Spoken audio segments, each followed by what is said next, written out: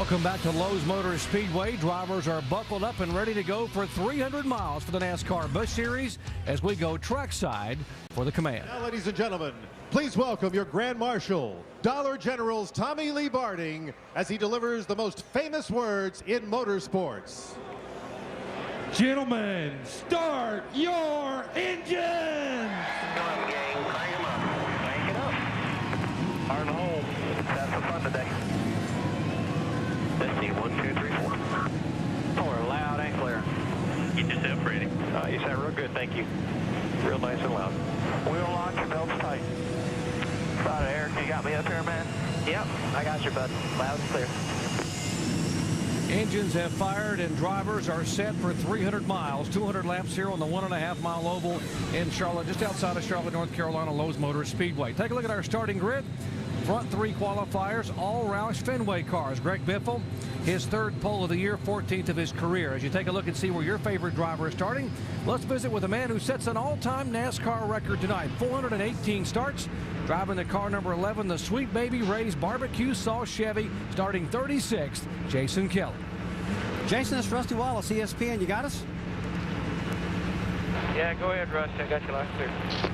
Well, Jason, buddy, this is a big night for you. What's this record mean to you?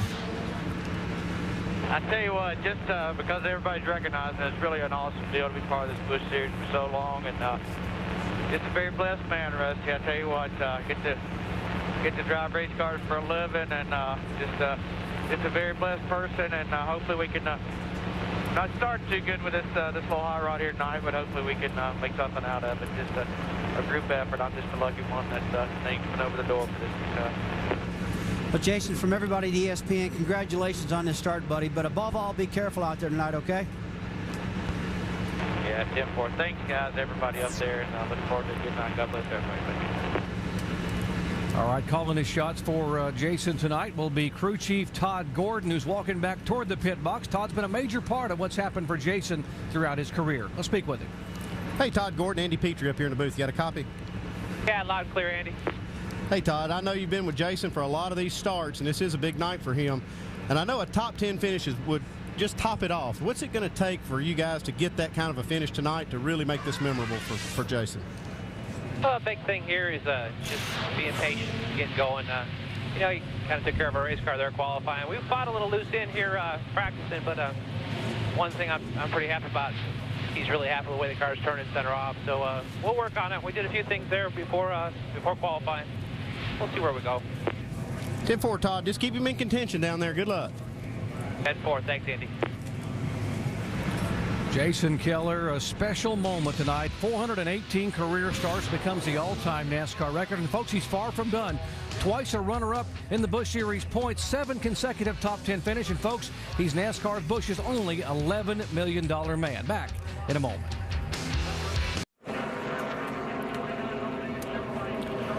Beautiful fall evening for NASCAR stock car racing here in the heart of stock car country at Lowe's Motor Speedway. Getting set for 300 miles of NASCAR Busch Series action. We talk about what we want to watch for tonight and how important it is here to be able to know what's going on with the series. As you see what we're going to be watching for, let's go down and visit with some of the folks on pit road who'll be covering the action. First, here's Jamie Little. Well, Doc, it's certainly going to be a star-studded field tonight. 20 Cup regulars are in the field. Now, a few drivers to note.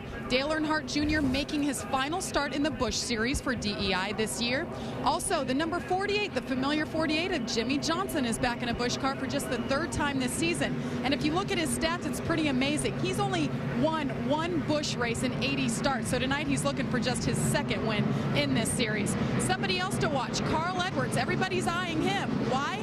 Because tonight he could clinch his first ever NASCAR championship. Let's go to Mike Massaro.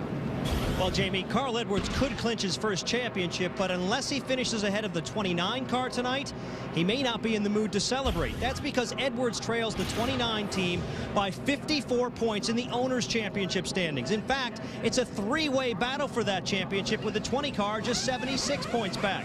It appears, though, that Jeff Burton and the 29 team will have to overcome some adversity this evening. Early in the second practice, they discovered a cracked cylinder head, changed the motor, and have been forced to start at the back.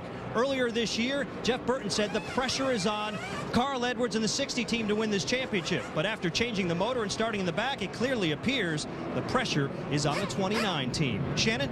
Well, Mike, one of the unique things about the Charlotte race, the Busch Charlotte race, is that you never really can predict a winner. Sometimes the driver you think will win is not the driver who goes to victory lane, as evident by Dave Blaney's last lap pass for the win last year at this track. So keep your eyes on the drivers who have been so close so many times this year. How about David Rudiman? But what about Scott Wimmer? One of those drivers just might be the breakthrough driver who gets her first win of the season here tonight. Dave? And Shannon, what about mean old turn 4? Will it be a prelude to victory lane right over there? Or will it be the brink of disaster like it's been so many times before? And even today, in qualifying, drivers had trouble. A.J. Allmendinger, Blake Bjorklund, they both spun coming off turn 4 and wrecked their race cars. It's a tough transition getting off that corner and onto the straightaway. It's a hard tire. It's difficult. It will cause problems tonight. Jerry? So many stories. A NASCAR record falls. A NASCAR champion could be crowned. It is 300 miles, 200 laps on a 1.5-mile racetrack. Pit road speed 45 miles an hour. There's the pit window. Fuel mileage very important. Of course, it is a 24-degree banked racetrack. All the banks are 24 degrees and the straightaways are 5 degrees. Onboard cameras, we have 8 high-definition onboard cameras covering the action all over the racetrack. Getting set for NASCAR Busch Series action. Front row, Greg Biffle and Matt Kenseth, a couple of Roush Fenway guys. How good are the Fenway teams had it this year? Red Sox sailing toward another possible championship. Remains to be seen. But how about one of these guys trying to win a NASCAR Busch event here at Lowe's Motor Speedway? Row 2, McMurray, Dave Blaney, who had that dream win here a year ago. Great crowd on hand. Couldn't ask for better weather for NASCAR stock car racing at Lowe's Motor Speedway as they come down for the green flag here at Lowe's.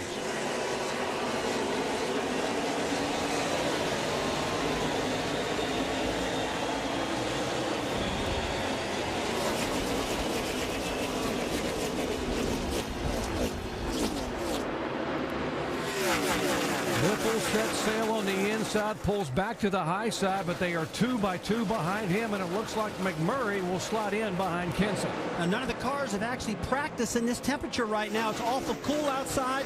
The car's going to be running really fast, a lot of speed, and again, they practice in the daytime and they're racing at night. Big chassis changes, Andy. These guys look racy here right off the bat, though. You see these guys 2 wide, 3 wide back in the pack. Here we got Matt Kenseth now looking to the inside of Greg Biffle. This team car's been awful tough. All the Roush Fenway Fords have been working together. You heard Greg Biffle talking about sharing setups. They're all doing that right now.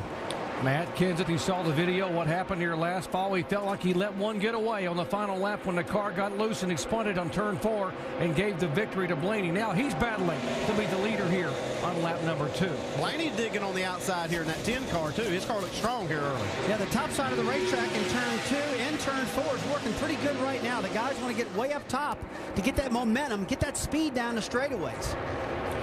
That's Carl Edwards back there, right side of your screen, the 60 car, the points leader. You heard about how tough the second half of the year has been for him. He's a guy that can walk away a champion tonight if he plays his cards right.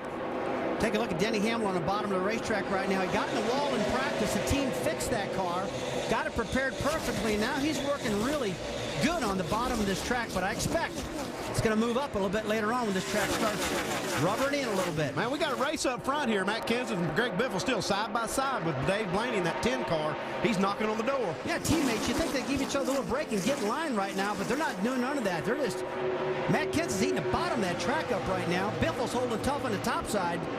And look on the outside there. The 10 car, Dave Blaney, got a fast Toyota. This looks like Talladega. Still 2 wide, all the way back through here. Back in the pack, mixing it up. Here comes the 8 car. Mike? Well, guys, we were seeing the 17 and the 16 battle against each other. Well, earlier this afternoon, throughout the Busch Series garage, almost to a man, everyone was saying that the Roush cars are the cars to beat this evening, and we are already seeing examples of that. A little bit of surprise, though, to see the 17 racing as hard as he is this early. His quote coming into this race, what happened at the conclusion of last year's event was a product of him trying to make the car give him more than it was capable of giving. You would think he's going to reel that back in and be a little bit smart tonight. He tried to hustle it a year ago, and you saw what happened. He spun in turn 4. And speaking of turn 4, we talk about Calamity Corner. Watch Jason Leffler's close call. Well, I tell you, he's tore that car up, Andy, right now. It looks like the fenders are knocked in. The toe end's knocked in a little bit on it. And turn 4 is just a tough corner to negotiate. It's just really bad right now out there. I'm worried about that 38. That's some pretty good damage he's got on the right side of that car. He's probably got a tire rub. No telling what kind of damage. That's pretty hard impact against the wall. Hey, give a call to the 88 car. That's Brad Kozlowski making his 10th start for Dale Earnhardt Jr.'s race team, driving with the Navy sponsorship. This is the best car they've got in their stable. The car he finished 7th with twice at Bristol and Dover. His best runs ever in a Busch car. Doc, in practice, it was pretty cool seeing Dale Earnhardt Jr. come down and try to get in that number 88 car to get it handling better. Said he got in the seat, could not fit in it. So it's just too big to fit in it, but he tried to help by driving that number 88, a car which he owns. Brad? Yeah, Doc, I talked to Brad Keselowski, and he is so excited about his opportunity going forward. And he said he just wants everyone to realize that he has worked his rear end off to take advantage of this opportunity, and he will continue to earn his way throughout the Busch Series in the next years to come. So a very mature stance from a super young man. That's a great point, Brad. He is a talented young driver, second-generation driver, actually third-generation driver, just like his owner is, Dale Earnhardt Jr. Jamie McMurray sailing by the inside of the 17 car of Matt Kenseth. We are in the early laps here at Lowe's Motor Speedway NASCAR Busch Series action. Just 5 races to go in the 2007 season, and right now they're chasing Greg Biffle in the 16.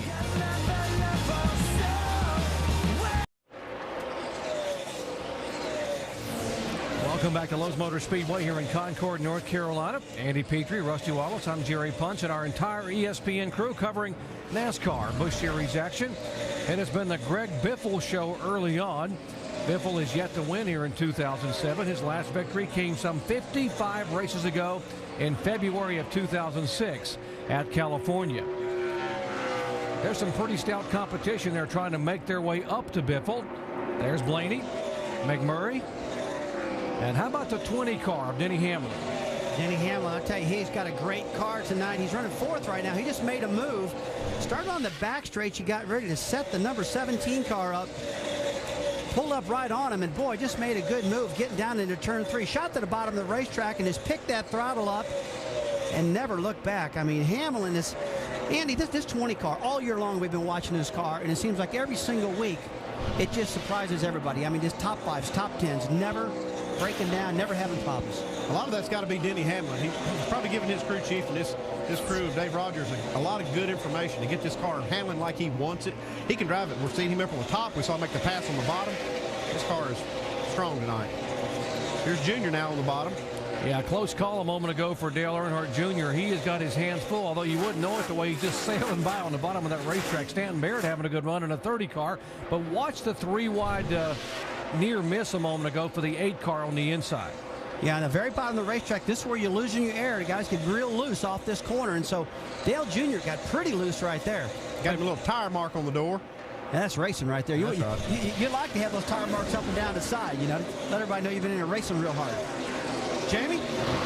Well, guys, Dale Earnhardt Jr. not happy with the way things went in practice with this car. He's hoping things are going to come around because the track is cooling down, and it'll tighten up, of course. But he's got a great support system here in the pits where I'm standing. His brother, Kerry Earnhardt, and his nephew is here, Jeffrey Earnhardt, who's also racing the Busch Series E. So he's got a good support program and family here watching him in his last Busch race for 07. You see him running behind the 21 car of Scott Wimmer right now. Junior had a really loose car in qualifying. You saw the back of the car jumping around if you were watching our broadcast earlier today. And he really struggled with that. Didn't qualify like he wanted to, but he told us that the car was really good in race trim. He just needs to hang on to it here for a few laps and let the track come to him. Car's loose, but the track is going to tighten up. If he'll be patient, this thing will come to him. While you watch this battle, we mentioned the 0-1 to the garage, Curtis Davis. The 54 also headed to the garage here at Carl Long, as was Morgan Shepherd just a moment ago in the 89 car. You know, watch the 21 car right there, Scott Wimmer. This is going to be his last start in this car this year. And he has been solid for Richard Childress Racing. Gained a lot of points. been a real smooth driver. Wouldn't surprise me at all if he gets a ride in the NASCAR Next Level Cup car next year. Yeah, he is a very talented race car. Another one of those Wisconsin drivers, a la Alan Kowicki and Matt Kenseth, all those guys, Dave Marcus years ago. Wimmer, 2 runner-up finishes this year, and also got his very first pole at Gateway in the NASCAR Busch Series. And how about a little bit of a driver change this week only in the 66 car? Stephen Wallace got out of the car. His best buddy, Reed Sorens, is driving it right now. Stephen told Reed, he said, look, this car's been doing some weird things. You're one of my best friends. I want you to help evaluate it. I talked to him. I suggest they should do this. And, just try something, Jerry. If you don't do anything, nothing's going to happen.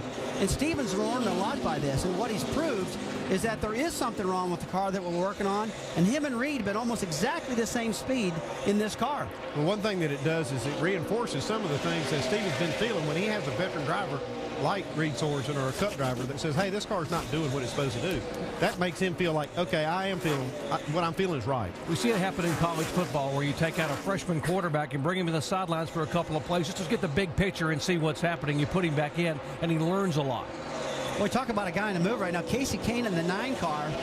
He was really good in the Busch Series race here last year at Lowe's Motor Speedway. Worked the top side of the racetrack almost every single lap like he's doing right now. And he just flat outrun the field that night. And right now, it's yet to be seen how strong that car is going to be, but it looks good now. He can work that top groove better than anybody I've ever seen. He can put that 9 car right up against that wall, and then right as I'm talking about it, he takes it right to the white line. He knew you were talking about the top groove. But he does make that top groove work better than anybody I've seen. Well, Andy, you're exactly right. He does work the top groove more than he works the bottom groove. And if you got confidence to drive that car in a foot off the top of the racetrack and not hit the wall, you got a pretty good car.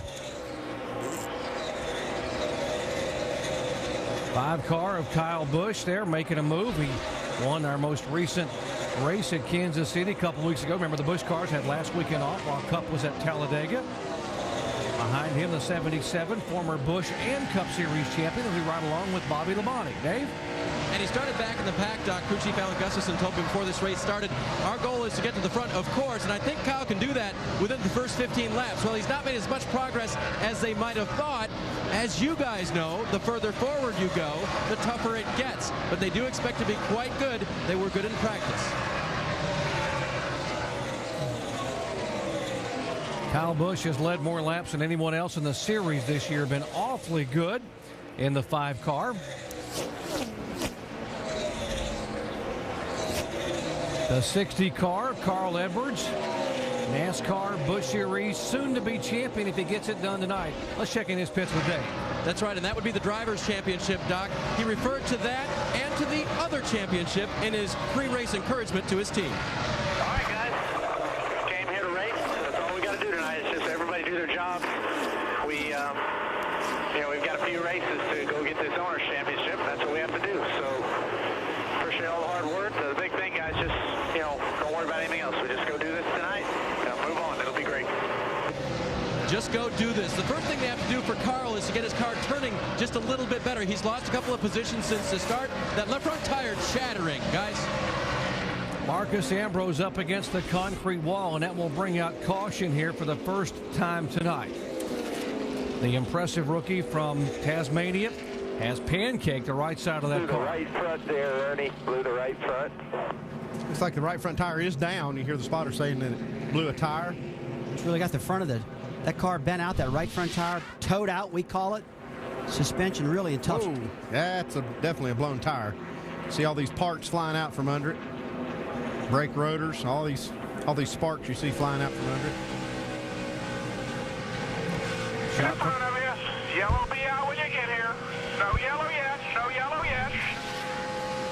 That's no fun right there. Hitting no, like Andy, I was just looking at that. It's no fun at all when that happens. He's only 27 laps in this race. There's no reason for a tire failure unless he's run across a piece of debris or maybe the fender was hitting something like that. I'd probably vote more for the debris because awful early for that problem to happen.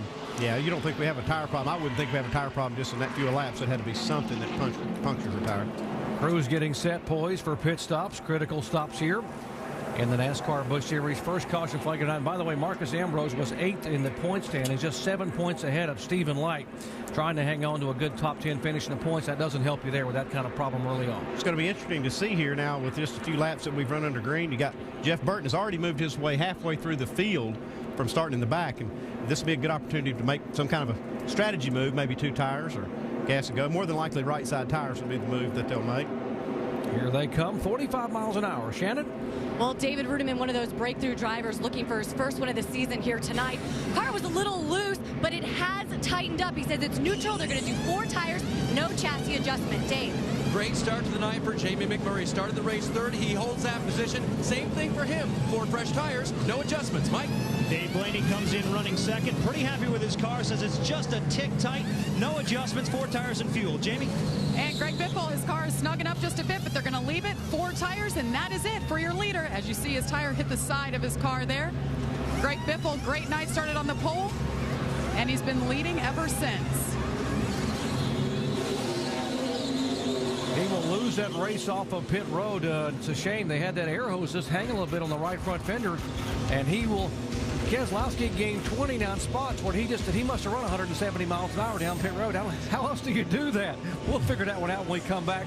Biffle, the big loser there, lost 3 spots. We'll come back and sort it out in just a moment.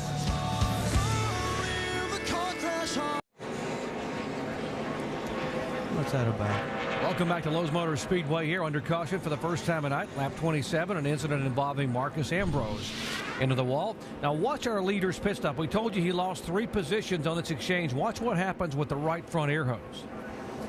The right front tire changer, he pulls this right front tire off. See, everything's going pretty smooth right here. Loses a lug nut on the right front, so he has to pick it up off the ground, and then that just kind of throws his timing off. You see, he gets his hose hung right on that fender opening, and man, that can just kill your momentum. Comes around here trying to make up time on the left and lost a few spots coming off pit road. Went from first to third. Talk about the anatomy of a pit stop. How about up close and personal? We show it from the onboard camera and from the crew cam from front tire carrier Jeff Roth. Dollar General onboard camera. This tire carrier is a critical part of the pit stop. He's the guy that's a wingman for the tire changer. See, he's got a lot of work he has to get done. He gets his tire, left front tire off the wall, sticks it up there, holds it in place so that lug nuts don't fall off. Tire changer hits all 5 and down and away. Great job by Kevin Harvick's guys down there in the pits. A little high-fiving. Pace truck moves away, and here they will come down to the green flag. Casey Kane, who won it here in the spring back in May, will lead him down to the green flag on lap 31.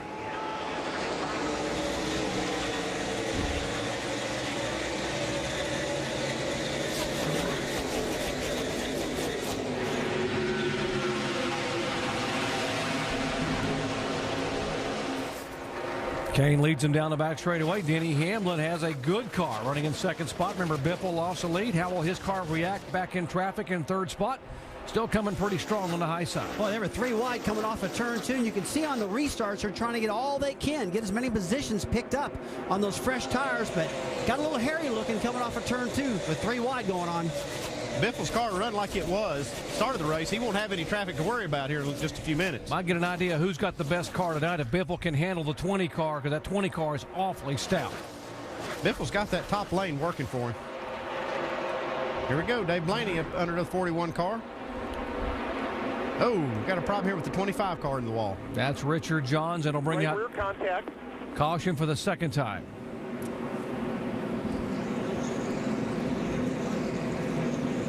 Garage, guys. Get straight to the garage. Lap 32, the Ed Renzi car having contact with the concrete here at Charlotte. Got to get in here and get some of these parts pulled off this car so they don't drag the racetrack and clearance these fenders, but he can probably keep going. He just loses the car, looks like, here between 3 and 4. So he just got up high in the racetrack, Andy. He just That's got up in that 2. turdy part of the racetrack off at turn 2 and just spun that car out. And, man, he's tore that thing up big time. The whole back of the car's mashed up on it. And although that rear spoiler's awful high. Take a look at our lucky dog here, Kyle Krisloff. Kyle Krisloff, the first driver a lap down, gets the Aaron's Lucky Dog free pass, and he will get to go back on the lead lap. That will put 36 cars on the lead lap after 33 of 200 laps here of the NASCAR Busch Action and Concord. Back in a moment. Aerial coverage from high above Lowe's Motor Speedway, courtesy of our good friends at Goodyear, helping NASCAR drivers get to the finish line for over 50 years. Let's get on the garage area and Mike Massaro. And Doc, the Kingsford Ford is behind the wall with heavy right side damage. And Marcus, what happened? Well, I'm trying to smile. but I'm finding it tough for tonight. Just we blew a front right tyre there. I'm not sure whether it was gradually going down because we were very tight, whether we overstressed it or we had a slow leak. I'm not too sure, but you know, we want to finish this year strong, and this is not the way to do it. We've had 2 flat tyres in 2 weeks here, and it's taken us out both weeks. I know there was a lot of optimism coming into this race. Considering that, how disappointing is this, knowing that you had a pretty good race car? Yeah, there was. I mean, we were top 10 in practice, and then we had a decent qualifying lap. Thought we had a pretty good package for the race, and we didn't. And that's quite obvious with all the damage on the right side, Doc. And disappointing for Marcus Ambrose. He told me yesterday he's really feeling much more comfortable in the race car than he did at the beginning of the year, but can't do much about something like this. Talented driver and has an incredible attitude. Wish everybody had a great attitude about everything in life like he does. Coming down to the green flag, Casey Kane, who won here in May, trying to become the first driver to sweep here since Mark Martin did it many years ago in NASCAR Busch competition, but he's got a long way to go and a lot of hungry drivers right behind him. A pretty good hot rod here on the restart. Yeah, he got out of Dodge real quick on that one. I want to take a look at Greg Biffle and see if Biffle can run him down. He's got good tires on that car. Air pressure's built up on it now. How about Earnhardt Jr. all the way down on the inside of the racetrack, just sailing by people until he gets behind the 28 car and he can't really go any further. And take a look at it. He's getting boxed on the bottom of the track. Whoa, now he's going to try to make it 3 wide, get past that lap car, and that really killed his momentum right now. Battle for second position. Biffle and Hamlin. Right there is Edwards. Here comes David Rudiman in the 99 car getting in the mix. And that's just what Rudiman needs. If these guys can run side by side and kind of block the track, like you see Denny Hamlin and the 16 car Greg Biffle doing right now, it really lets the car behind you catch up quicker. Second, third, fourth, and fifth right there, including Rudiman. Shannon. Well, David Rudiman pretty happy with the car right now. On that last pit stop, they did not make any chassis adjustments. His team is telling him that his fastest laps are run on the bottom of the track. However, he's going to go up top and see what he can do up there, and that's what he just radioed in, guys. These guys are still searching for that groove. Like you say, top, bottom, they're getting all these lap times from their spotter or crew chief. 3 wide here. How about Jamie McMurray now on the inside of Reed Sorensen? McMurray in the 26 car. Dave? Yeah, he wishes this were a battle for the lead. He would have restarted fourth had it not been for a flat right rear tire after he pitted. He had to come down pit road. They changed 4 tires, and there was definitely a puncture in the right rear of the 26's car, right rear tire. NASCAR has approved an additional tire for that group, and so they will match that one up. They will get an extra right rear. Okay, for the caution to be out, McMurray feel that right rear flat and come down and be able to change that tire without being able to go a lap down. I mean, that was a good catch on Jamie's part. That's a lucky break, and they didn't have to waste a set of tires by getting that right rear tire approved by NASCAR. That saved them from putting a whole other set on there because it would have just destroyed a set to just change the right rear. You see the 88 car, Brad Keselowski, we mentioned the fact that he had gained 29 spots on that pit stop. He actually passed all the way through and missed his pit and had to come back in next time by. We were joking about the fact that how do you gain that much? Well, he didn't stop at all, had to come back in. That's why he is mired back in the back along with Stephen Light and, whoops, Reed Sorensen. Get a little contact right there with 26 and 27 cars. It's like Jamie McMurray's getting aggressive coming back up through this pack. Inexperienced Blake Bortland back there in the 28 car just trying to stay out of the way, but it's hard to know where he needs to be. Well, that's a backup car too, guys. He hasn't any practice on that car, just like the 27 car that was just in our shot a little while ago, Casey Atwood. These guys have tore these cars up, and they have no time at all on these backup cars. This lead's heating up, boys. Biffle running down Casey Kane. Casey already a 2-time winner this year. Biffle has yet to win in Busch competition. Got a cup victory at Kansas City a couple weeks ago. Yeah, it's kind of sorted it out. They were running 2 wide, two or three deep there. They finally sorted out single file here, and you see Greg Biffle running down Casey Kane. I'll tell you what, Ian, really surprised and really it's pretty cool to see these teammates working together like they are. Carl Edwards, you see Greg Biffle. Talked about sharing the information. You know, when you were a crew chief, did you share information this much with the cars you had control of? I had a few guys I would share information with that I felt that I had a good relationship with that would share back. But a lot of times you might give them just a little bit. You wouldn't give them everything. You might give them a little. Honest information, right? That's right. Jamie? And Greg Biffle putting the pressure on Casey Kane right now. He said this is one of the best cars he has had. It's actually the same car he raced here in May. He was leading the race, guys, and a cut tire took him out. I think this team's back to get some redemption. Dave? Jamie, talked to Pierre Cattell, the crew chief for Carl Edwards, before the race. They're thinking about the championship, there's no question, but he said, we just want to win this race. They spent time in practice just tweaking on this race car, making little changes, and they thought they'd be pretty good at the start. It appears they are as they battle with these other 2 cars. Carl going low again under Casey Kane. The 60 car wasn't very good at this on the very first run. He slipped back to about 7th or 8th spot. It looks like they've made an adjustment, and his car looks a lot better on this run. Well, now Greg Biffle's got the lead right now. He worked the bottom of that racetrack real hard, just didn't give up. But now it looks like he just went to the top of the track to get it done now. Here's Dale Earnhardt Jr. using the very bottom of the racetrack right on that line, and he's battling the 10 car of Blaney, and that is for 9th position. He will take it away. He said he had a good car. Looks like he's got a good one right now. He just needed those pressures to come up. Get the tire pressures up so the car handles better. And as you saw earlier, that car was all over the racetrack in the first 4 or 5 laps. He was patient, let the track come to him. Probably made an adjustment on that last pit stop. His car looks pretty racing. Just about a 1/4 of a way through here, the NASCAR Busch Series race at Lowe's Motor Speedway. Greg Biffle picking up his 3rd pole of the year, 14th of his career. And the 2002 champion has the car to beat here early on. Kenseth, Rudeman, Kane, Carl Edwards, and the former series champion Greg Biffle leading the way here at Lowe's.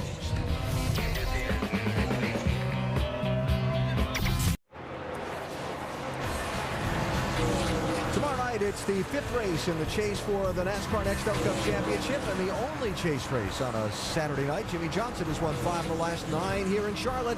Got a great chance to enhance his position.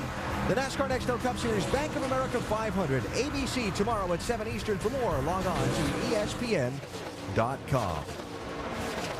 And down in the ESPN pit studio, Alan Bester, Brad Daugherty. Jimmy Johnson in this race tonight. 48 car took the green flag 31st. Brad right now motoring around in 20th place. He's just cruising a little bit right now. You know, he doesn't have an outstanding Busch Series record, but he is here racing tonight here for the home sponsor, and I think we'll see that 48 car marching its way towards the top 10 soon.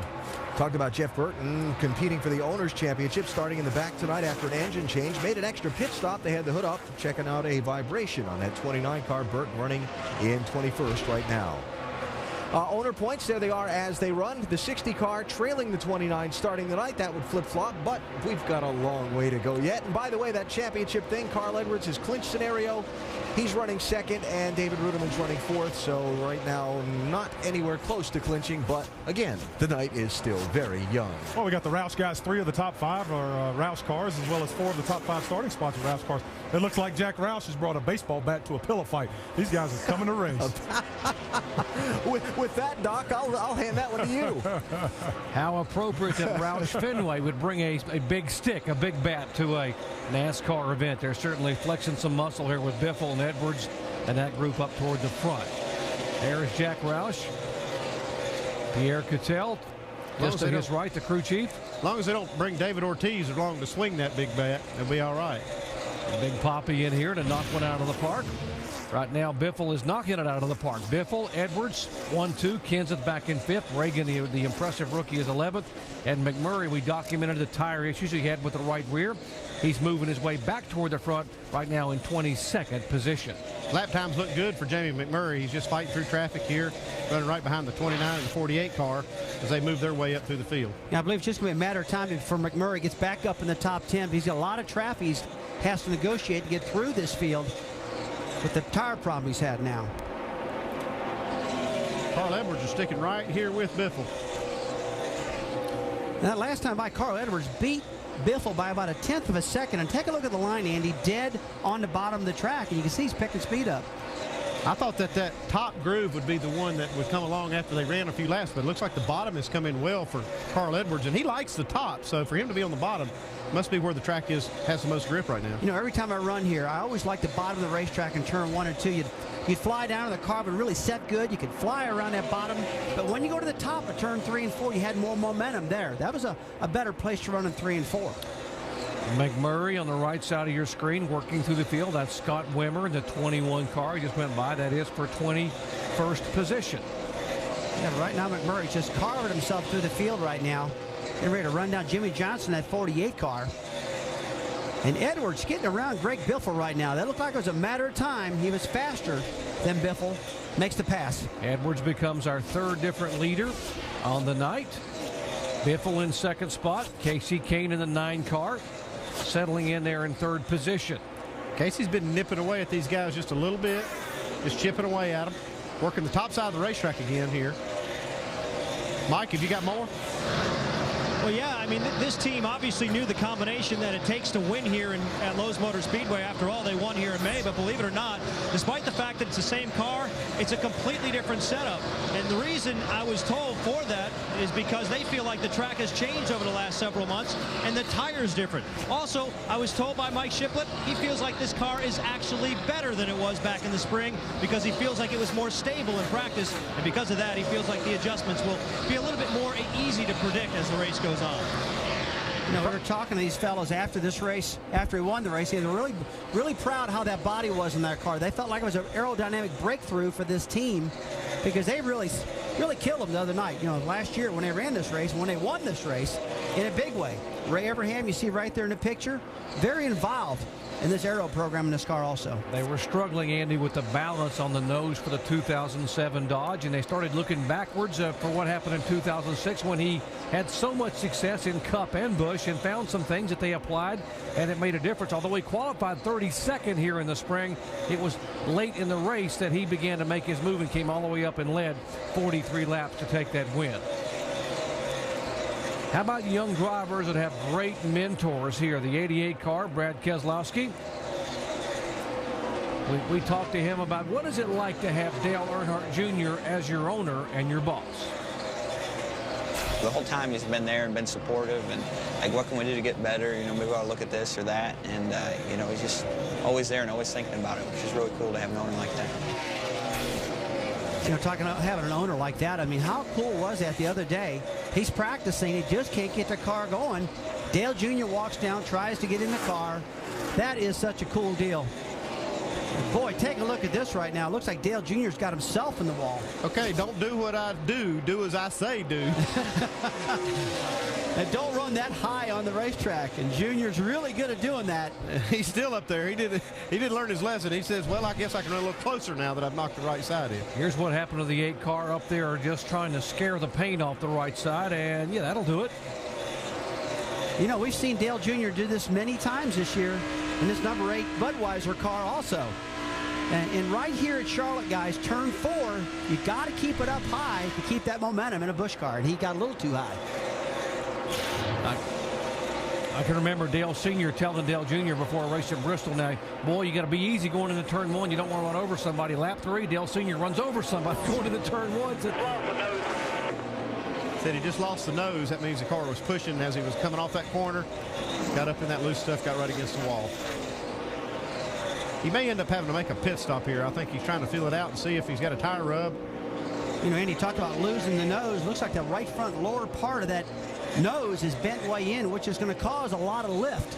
Make you to lose the nose. Make you push the front end worse than it was when he hit the wall. Well, he was the last one to adjust it. So if he's complaining, he'll have to take credit for it. Right? That's right. Jamie? Well, guys, on that last pit stop, Junior came in, no changes, but he drove away after getting 4 new tires. He said, wow, those tires are way looser, which is why he was running the low side. Well, the car started coming around, and he tried to make a pass on that 2 car, and that brought him right into the wall. Right now, he thinks one of those tires is going down, so they're keeping a close eye on Dale Earnhardt Jr. Dale Earnhardt Jr., a 2-time NASCAR Busch Series champion, 22 wins, 11 poles, and 60 top 10 finishes. He'd like to get win number 23 here tonight. Earnhardt Jr. trying to get there, but the guy they're chasing is the guy that could become our NASCAR Busch champion when the night's over. Carl Edwards showing the way here at Lowe's Motor Speedway. This telecast of the NASCAR Busch Series is available in high definition on ESPN 2 HD, presented by Vizio. 72 of 200 laps complete in tonight's NASCAR Busch Series race. Lowe's Motor Speedway Charlotte. Carl Edwards trying to lock up a championship is out in front. One of 3 drivers who've led the race. Carl taking the lead at lap 59 from his Roush teammate Greg Biffle, and he has put a couple of seconds on Biffle, who is still the second place car. Let's get you up to speed and let you know what's going on. Some of those at the front of the field, starting with our race leader, Carl Edwards. I believe that would be Dave Burns. What do you got, Dave? Alan, they did make an adjustment on that 60 car during that first pit stop. It was an air pressure adjustment to keep the left front from chattering. It's done very well for Carl. In fact, he said let's keep working in that direction. He said he had about 20% of the problem he had during that first run, that chattering problem, so they're working on it, but it's running pretty good right now in the lead. Jamie? And Greg Biffle rebounded from that slow pit stop. He rallied back to the front, and then his teammate Carl Edwards took him over. Right now, though, he said he's having fun out there, guys. Greg Biffle thinks he has the car to take home to victory lane. Right now, the car's just a little tight. Mike? One of the main factors in Casey Kane's victory here in May was track position. On their last pit stop, when everyone else stopped, they stayed out. They're already beginning to play the track position game. On their last stop, they just took right side tires and fuel. It's paying off right now. Meanwhile, Matt Kenseth may be running pretty strong, but far from happy with his race car, has been screaming over the radio most of the night. It's extremely tight. Wants his car to turn better. They're trying to coach him as to what line he's taking, trying to help him mimic the line that Greg Biffle's been taking tonight. Dave? What a great run since the restart for Kyle Busch. He restarted in 15th. He's all the way up to 5th now. Has driven that car around almost everybody. He said, that's a lot better, and I don't need quite that much next time. That was an adjustment that made the car real loose, but fast. Shannon? Berteman says that this has been a great rookie season. He's had 11 top 10s, including a second-place finish in Nashville. But he says if he leaves the season without a win, it will be a disappointment. Right now, David says the car is getting tighter and tighter on the track, and they're going to make major adjustments on the next pit stop. Jamie. Denny Hamlin, three-time winner of this series this year. Yesterday, he kissed the wall on the right side, scraped it from front to back. The team turned it around. He hasn't skipped a beat. Denny Hamlin started 6th, currently running 7th. Dave?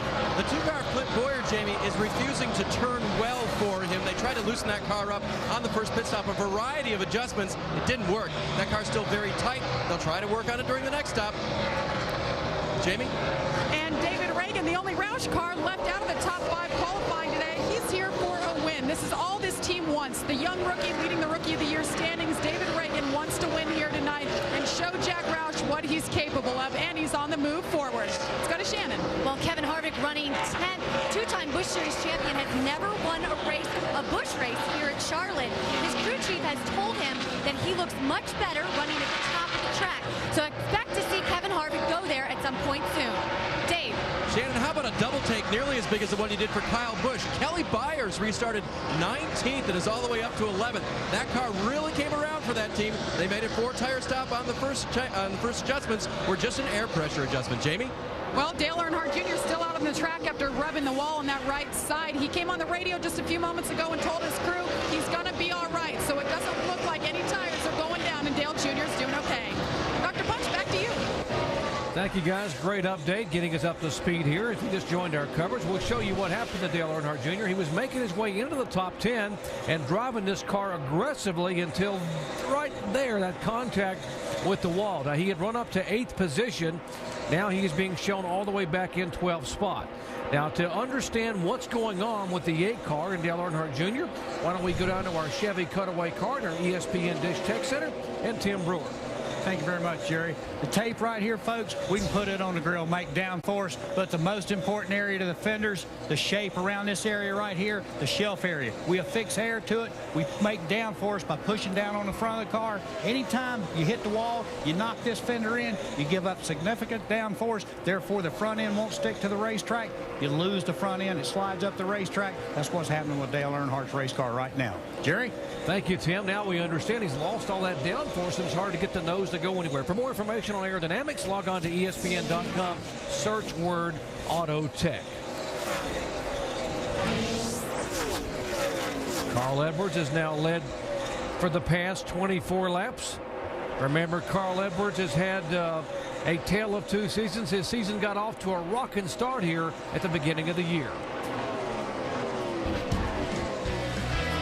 Edwards, he's the guy to beat. Carl Edwards takes the victory. That's awesome. You want to talk about domination? I'm going to go back from here. Carl Edwards goes back to back. Now here comes Edwards. Fights his way to the inside. Edwards has the lead. You are getting it done. Carl Edwards will go back to back back-to-back, his 4th win of the season at Nashville Superspeedway. Carl Edwards takes it. Man, that's awesome, guys. Welcome back to the Dollar General 300. We are at Lowe's Motor Speedway, Concord, North Carolina. NASCAR Busch Series action. We are under caution for the 3rd time tonight. Debris on the front straightaway. Brought out the yellow flag, and that means that the leaders will be able to come on to pit road a little bit earlier than anticipated. Carl Edwards headed down, as are the others. Let's go down to Shannon Spake. Well, David Rudimann's best finish at this track is 20th. He is solidly running in the top 5 right now. He says the car has no front grip. They are going to make an air pressure adjustment and 4 tires, Dave. No rush was the call to the 60 car. Air pressure adjustments for Carl all the way around to help that car turn just a little bit better. Mike? Casey Kane's car just a little bit tight. Crew Chief Mike Shiplett attesting that, of course, to just doing a 2-tire change last time around. 4 tires this time as we go to Jamie. And Greg Biffle in his pit box trying to make a quicker pit stop than last time. He said the car's a little tight. He just wants 1 round in that left rear, little air pressure adjustment to free it up, and he's down and away. Doc? Really good pit stop this time for Biffle's bunch, and you see there's Edwards and Biffle. It's a push. Kyle Busch. Denny Hamlin up 3 spots. Casey Kane loses 1. And Jeff Burton gains 5 positions. Right here while we're doing this. Let's see where we're at, and then we'll work on the fenders at the same time. That's what Tim Brewer was talking about, trying to get those fenders pulled back out to get the downforce. By the way, the 90 car, Stephen Lott, the lucky dog, gets the free pass. He's the Aaron's lucky dog under this caution. Mike Jaws and Tony, Giants and Falcons, Monday night.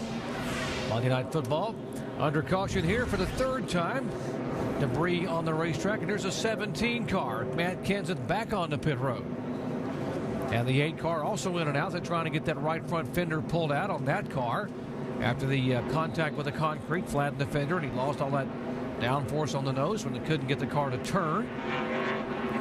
And the way that car's been running, as good as it's run with the right front fender tore up on it, this was the right move. Getting down pit road right now and fixing it. Getting that downforce back so he can get back in this thing. Carl Edwards has led twice for 30 laps. Greg Biffle has led the most laps tonight. He was our pole sitter. Biffle being running in 2nd spot. Kyle Busch back in 3rd. Denny Hamlin 4th. And Casey Kane in 5th position. As they line up, double file. There are 22 cars on the lead lap. Pace car pulls away. Let's listen in to the spotters as we go full throttle. Ready. Almost there.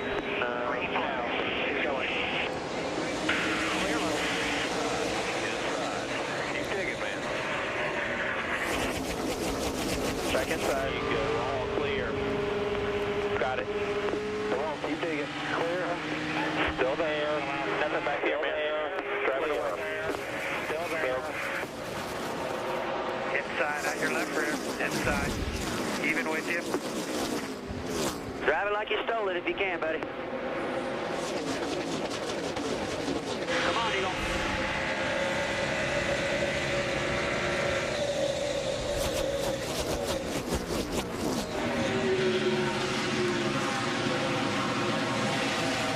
Carl Edwards showing the way. Biffle in 2nd spot. And how about the shot of McMurray? He's driving this thing back through the field all the way from the back of the pack after that cut right rear tire. And here goes Biffle on the bottom of the racetrack trying to take the lead back away. That's where he's been so strong, right on the bottom of the racetrack. And also Carl Edwards has been good too down there. Hey, Biffle gets the lead away from Edwards. Probably a pit stop change, help that car a little bit. I think Greg Biffle's got a car that's better in the short run, so he can get this lead on Carl Edwards. After they run a few laps, it seems like the 60 car comes around. Denny Hamlin there for 3rd position. There's the 20 car trying to move by Kyle Busch. Denny's had enough times right now to adjust on the car, try to get it handling better and see if he can catch his lead trio. But take a look at that 9 car, Casey Kane working the top side again. How about this 29 car now? He's showing up at the front. Started dead last, had a few problems, even had to go back to the back of the pack again after the first pit stop. You know, back up front. Burton's been so strong in his 29 car, Andy. Every time he drives this thing, it seems like he gets it to the front. And this is a bit of a Mr. Feel-Good for him. With all the problems he's had in his Cup car, it's going to be feel-good for him, as good as he's running right now. Here goes Kyle Busch back down on the inside of the 9 car. Casey Kane. Oh, Kyle Busch. Oh, somehow he held on to that race car. Dave. And Doc, he's a brave man because he knew there was something amiss, perhaps with that right rear tire. He thought maybe it was an inner liner, and there might have been some equalization going on. The car was not completely 100% good, and yet he went for whatever position he was going for anyway. Great guy, Kyle Busch. Wow, did he have his hands full or what? Down bottom of the racetrack. This is a spot where the car really does get light in the rear end. Man, coming off that turn 4, that's been a treacherous corner all night long. And Andy, I'm really surprised we haven't seen more of that throughout the night. It's like these drivers are being pretty careful. I just wonder, a little later in this race, if the tensions don't heat up, things start having problems again, and these guys get loose off that turn. Now, what about Matt Kenseth? The 17 car had to come back on the pit road. Mike? And, Doc, if you're wondering why Kenseth had to make those 2 stops, well, this is why. Take a look at his left front tire. You can see this groove all the way around. Now, this was the set of tires they took off on the first stop. When they saw this groove, they got very concerned. That's why they brought the 17 back down pit road. They wanted to pull the fender away to make sure it wasn't rubbing against the tire. That's a smart move right there, Mike, bringing that car back down pit road. And we are under caution. Speaking of having tires rubbed, there is the 92 car has contacted wall. Bobby Santos. Toyota Camry out of Bill Davis Racing Stable, Eddie DeHaan and Company, and Bobby will bring that car down, heavily damaged on the right side and particularly the rear end. And these guys are going to try to beat out these fenders and try to get Bobby back out there and make a few laps, but he's got quite a bit of damage. That was a good move, though, for Kenseth to bring that car down pit road, clearance that fender. Watch the left side of your screen way up front here from Jason Keller's onboard camera. Watch Santos. It's like Bobby just got loose. One up in the wall. Excellent turn 2 and just couldn't hold on to it and got up in the wall. Caution's out. Caution's out. 22 car, Mike Bliss, is the lucky dog, and he will be able to get back on the lead lap. Caution number 4 on the evening, lap 96. We are 4 laps away from halfway here at Charlotte tonight.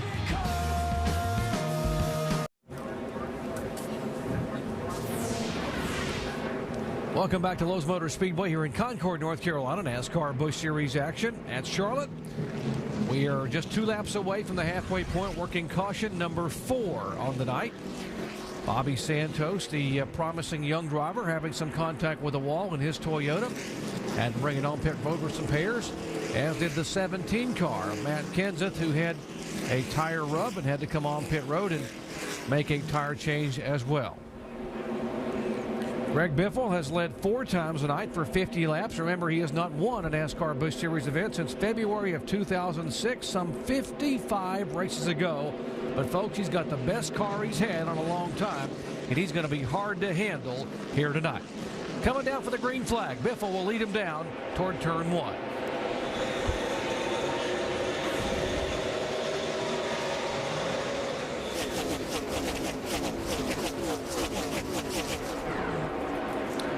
Casey Kane going up high around the 88 car. Keselowski and Reed Sorensen trying to race for the lucky dog, the free pass if a caution comes out to get it.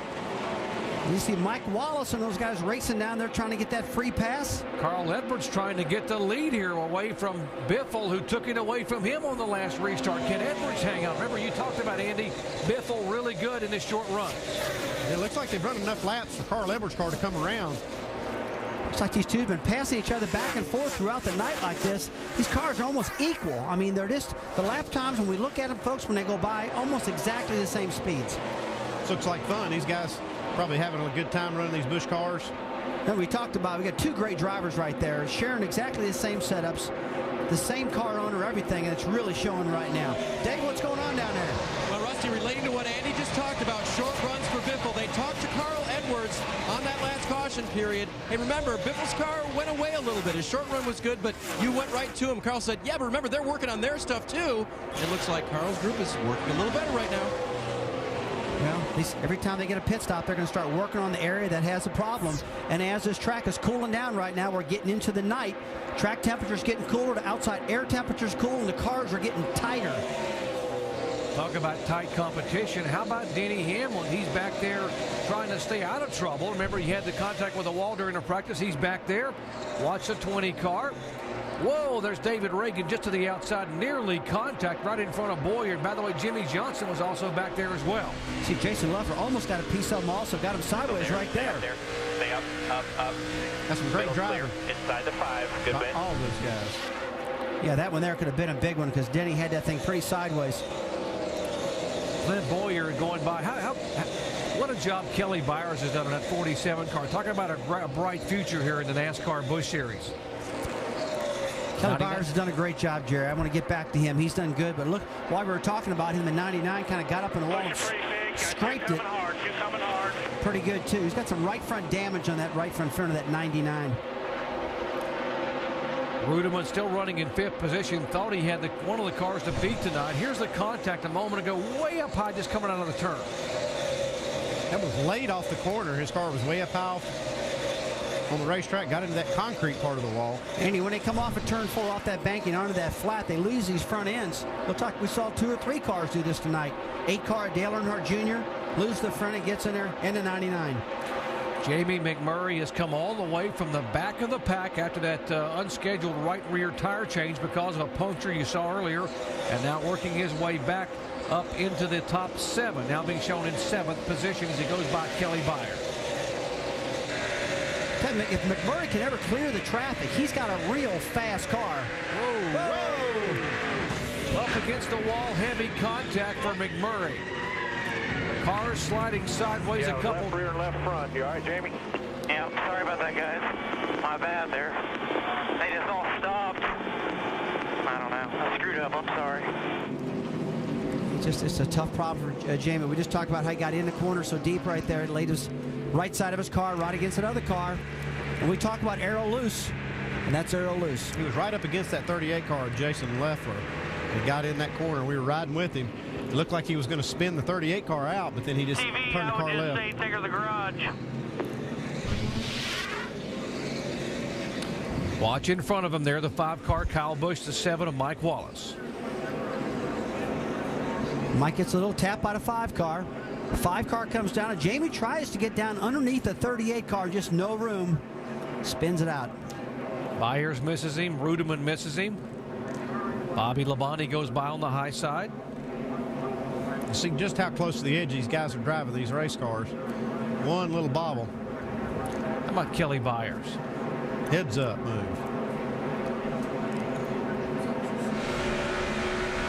Take a look one more time. Underneath Jason Leffler, gets down the corner, got to check up a little bit, moves up, and goes to pull the front end down and just spins the car out. We just got spun. He went in hard with the right rear and the left, or the, yeah, the left rear and left front.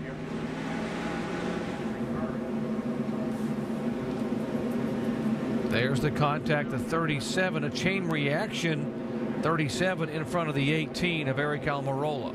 He sees this wreck happening up in front of him. He probably got on the brakes just a little too hard. The car turned sideways, and then he's into the wall too. Now, you can be way back behind these wrecks. When this happens, you start checking up, trying to slow down, and you end up getting in one yourself.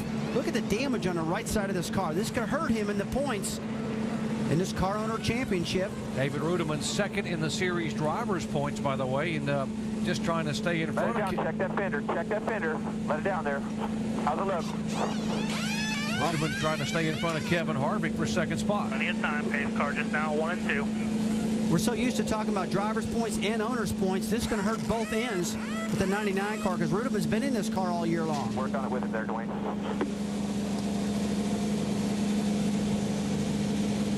Trying to get the fender pulled away in the 99 car for David Rudeman, involved in this latest chain reaction crash involving Jamie McMurray, bringing out caution number 5 on lap 107. Restart when we come back. We approach the halfway point of the chase for the NASCAR Nextel Cup, and here in the NASCAR Busch Series, here are the chase guys that are running tonight. 8 of them. That'll be in the competition tomorrow night.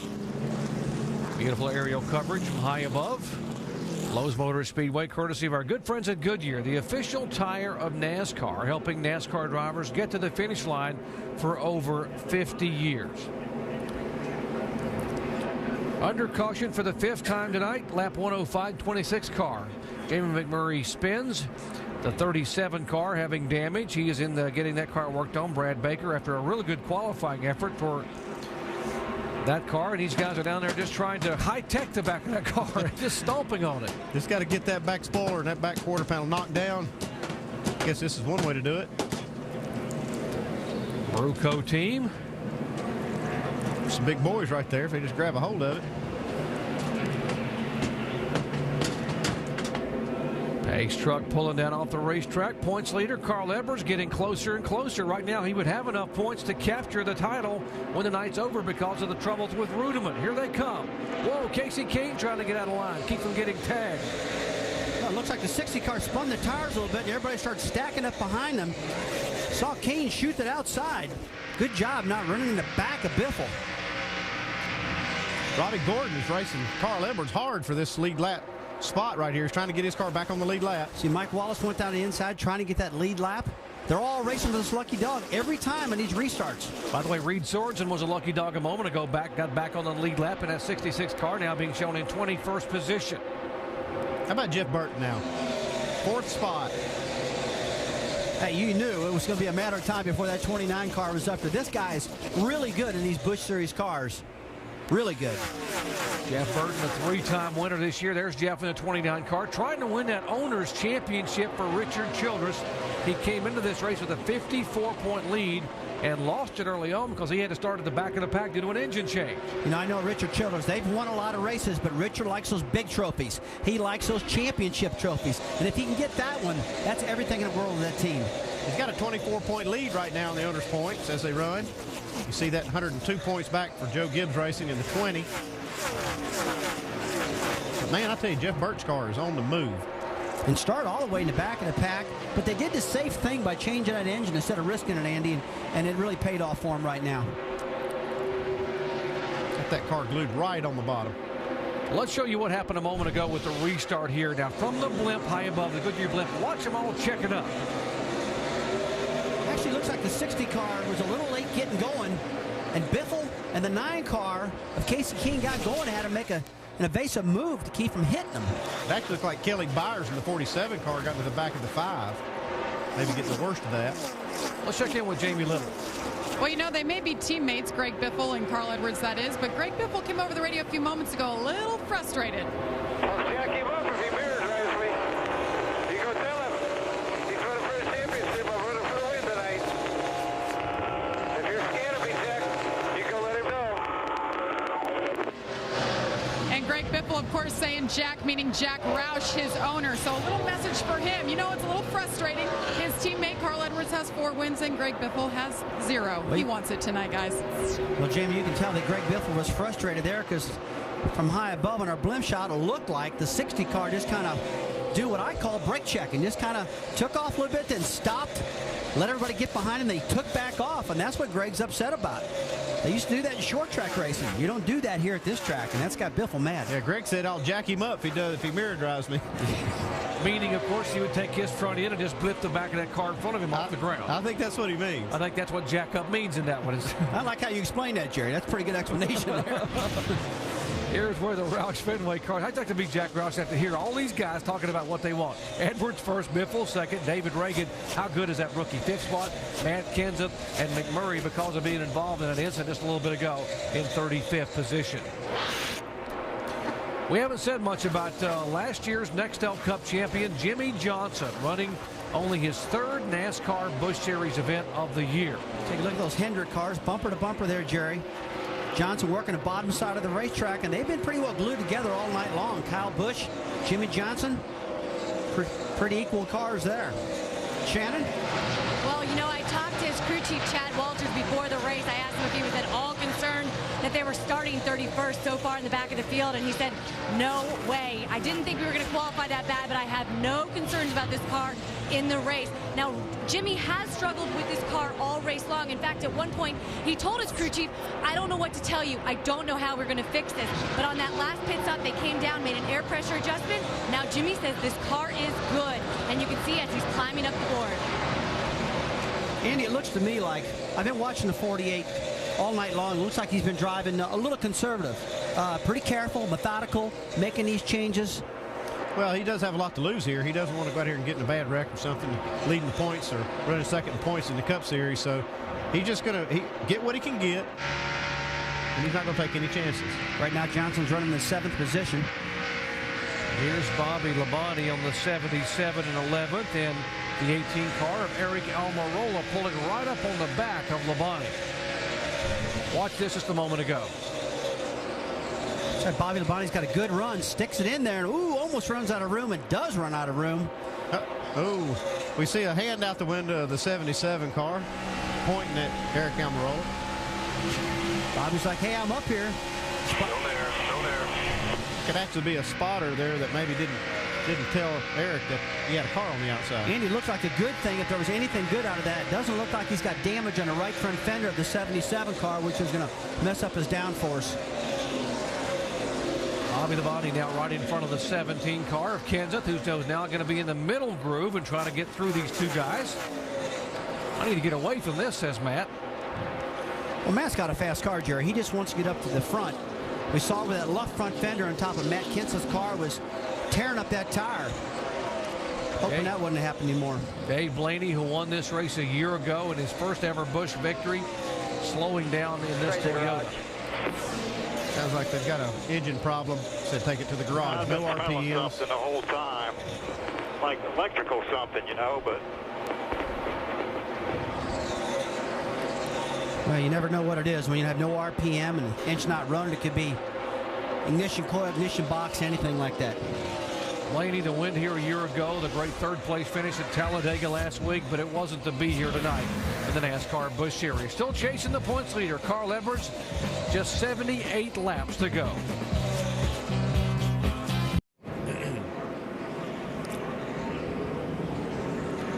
Welcome back to Lowe's Motor Speedway. NASCAR Busch Series action under caution for the 6th time tonight. Yellow coming out on lap 125. Blake Borkland in the 28 car.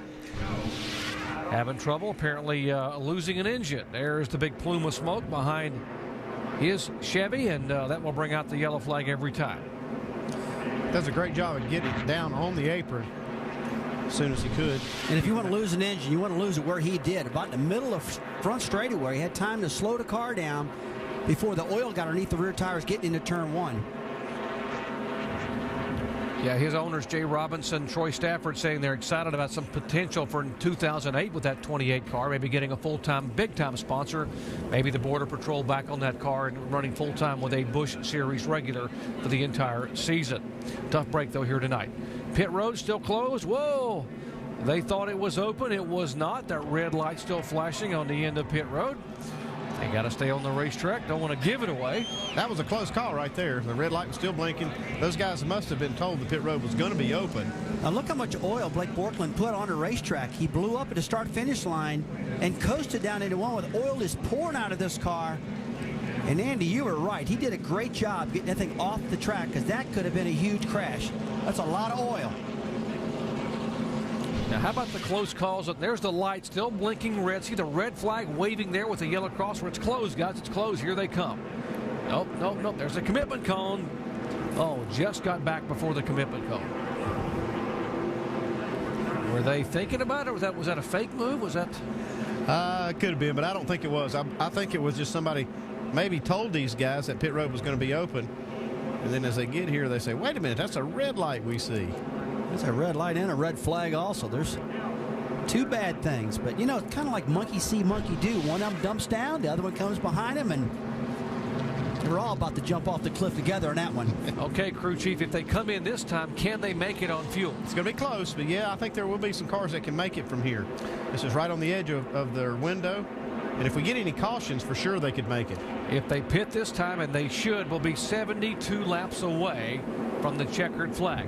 Crews are poised. You saw Kyle Busch's crew. There's the green flag being waved by the NASCAR official, and here they come. Carl Edwards leads them down. Shannon? Jimmy Johnson started this race 31st, currently 6th. Just when the car was starting to come to him, he says now it's getting a little snug. They're going to make a air pressure adjustment, a wedge, 4 tires. Chad Walter said make sure you get all that fuel in the car because we're hoping this will be our last pit stop. Dave. Leader Carl Edwards said, I think I can make us faster. Yikes, spring rubber in the right rear, 4-tire change. They might be able to make it to the end on fuel, Mike. You saw the oil on the racetrack. Well, there's plenty of oil on the windshield of Casey Kane's car as well. They'll clean that off. They're all also planning to pull a spring rubber from the left rear and a 4-tire change on the 9 car. Jamie? Greg Biffle making the calls. He's telling him what he wants, a half a round of wedge out of that right rear, and an air pressure adjustment because his teammates got one, and he's down and away, guys, in first place. Boyer gaining 12 spots. Clint Boyer, those guys rolling the dice a little bit. Rudeman up 15 positions. You see Biffle second, Burton +2. Fuel only for Clint Boyer. So, wow, how about Earnhardt Jr. up 4 spots? We'll break down some of those chassis changes as we come back for the green flag in just a moment.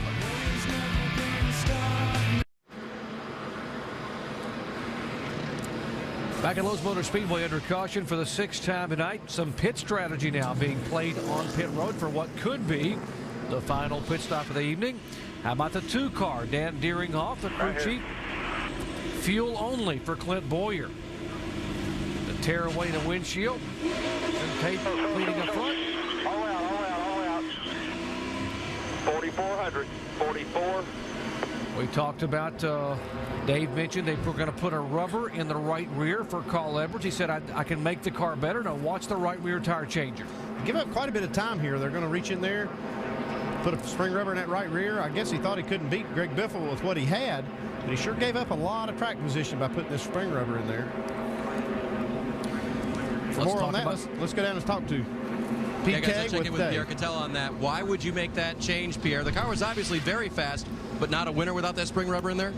You know, Carl, we made those adjustments in practice. We made that spring rubber adjustment, and it helped us our situation that we had. So he felt that would be worth the risk, or, you know, worth a little bit of time it took. So I think it's going to be all right. He was wanting to make it a little bit better. Carl's a perfectionist, and we're going to give him what he wants. Now, guys, if you can stay with this shot for just a second, have Mino widen out just a little bit. Car owner Jack Roush is up here, and while Pierre and I were debriefing about that stop, Jack was working madly on the calculator. I looked at Jack, I looked at Pierre, and I said, does Jack do your fuel calculations? And what did he say? I said he does everybody's fuel calculations. That's right, and Jack said, I'm doing my calculations. I think they might be able to make it, guys, if Jack does it just right. Remember, he had to gain 85. Thank you very much, Dave. Had to gain 85 points to be able to walk away here as a champion. He needed to be 781 in front of David Rudeman. Right now, that would not be the case for Carl Edwards. It wasn't looking too good for the 99 car David Rudeman earlier with that damage in the right front. But they've got that car put back together now. Running pretty good at the moment.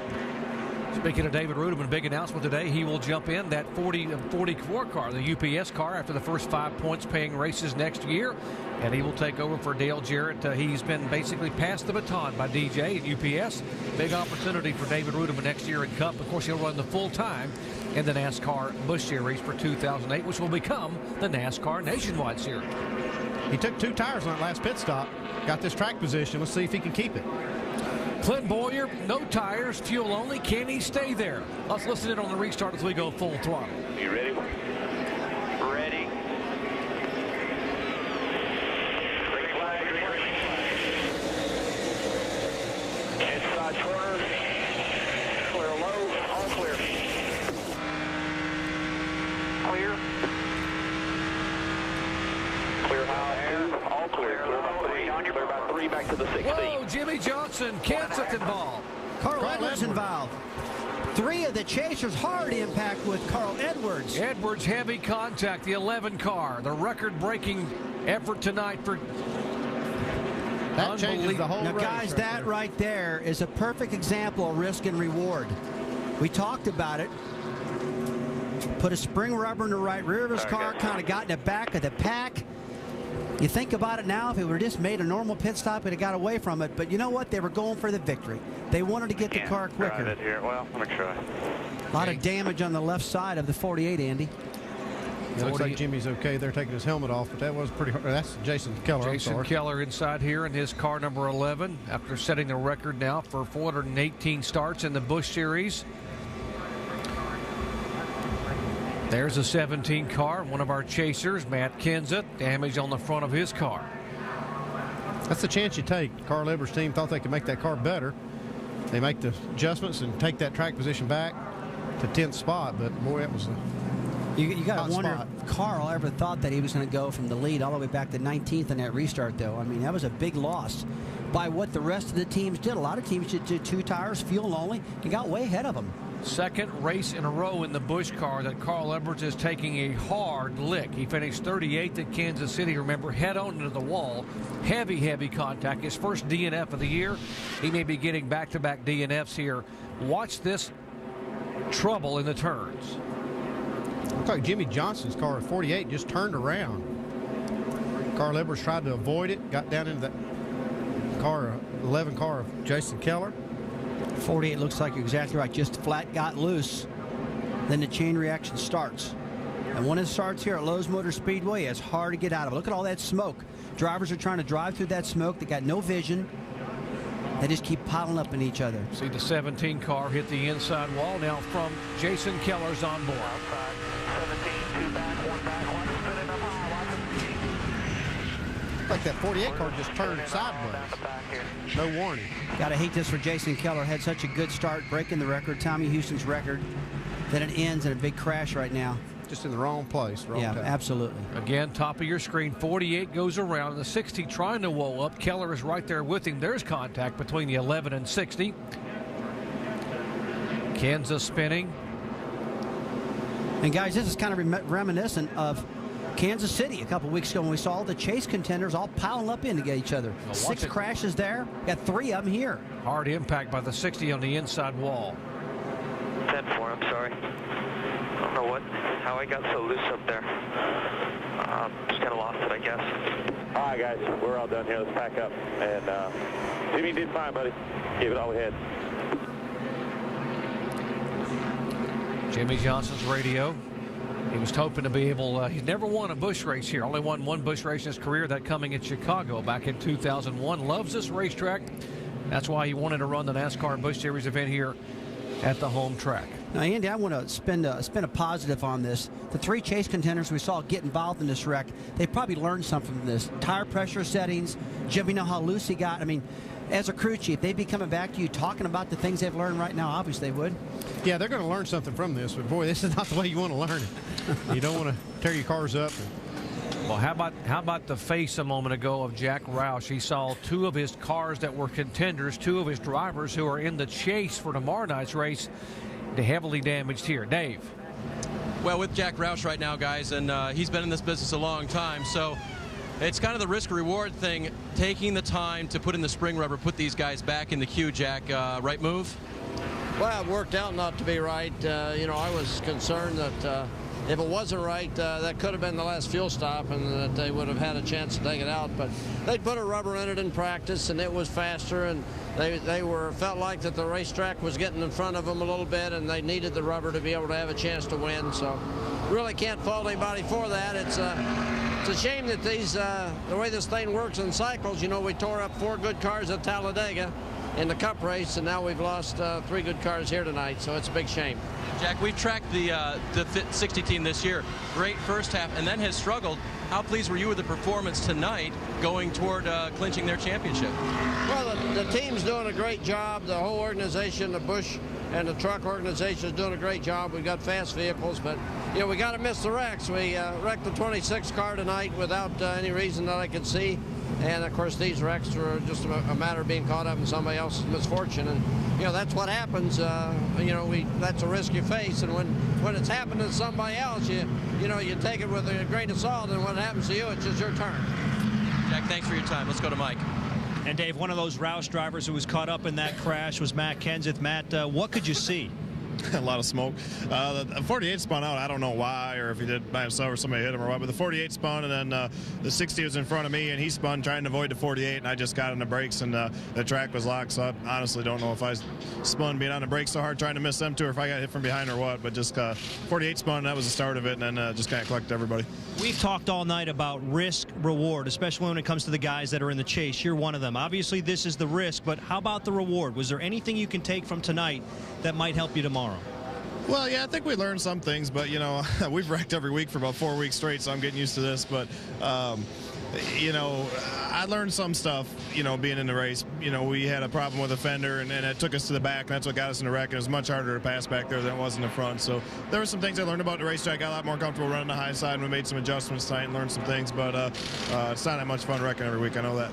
Doc Matt says he's getting used to this, but I have a hard time believing you ever get used to this.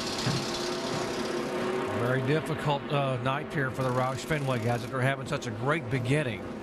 And how about the tale of two seasons for Carl Edwards? We talked about he had 4 wins and 11 top 5s in the first 15 races. He has not had a win, only 3 top 5s. And folks, in the last 16 events, he has only had 8 finishes on the lead lap. Wow. Clint Boyer, remember, fuel only that last pit stop. He'll try to hold off the 16 car of Greg Biffle as they go back to the green flag here with just 64 laps to go.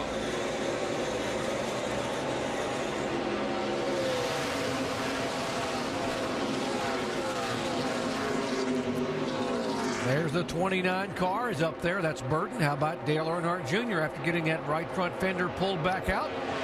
Get some downforce on the front when the car will turn. He's a factor again. Well, he did it at the right time, Jerry, coming in there and getting that right front pulled out so you can get the downforce like our Tim Brewer showed us in our Dish Tech Center. That makes the car run faster. He did it at the right time, and it's paying off. You can see the leaders now, so he's motivated, getting up on that wheel. 62 laps to go. He's feeling good. Well, there's sometimes, Andy, when you're in a race, you hit the wall, you feel like you're out of it.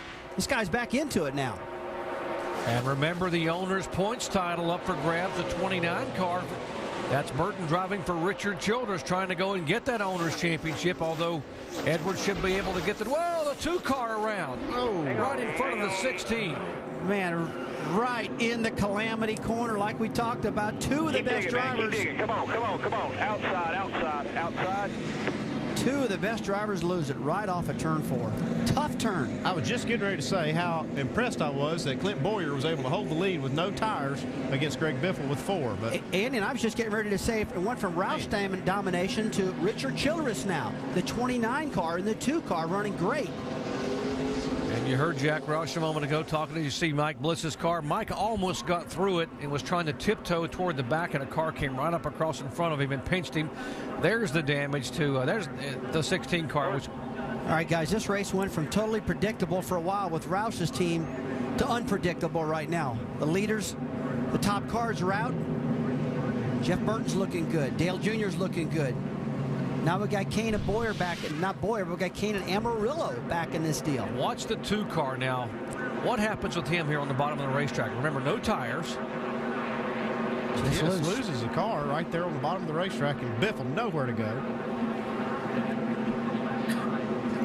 Jeff Burton does a great job to miss this. So does Dale Earnhardt Jr. They come down. Rudeman comes down in the grass area above them. Keselowski.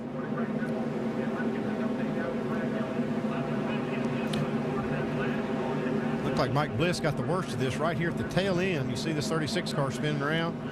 Mike Bliss gets right into the side of him.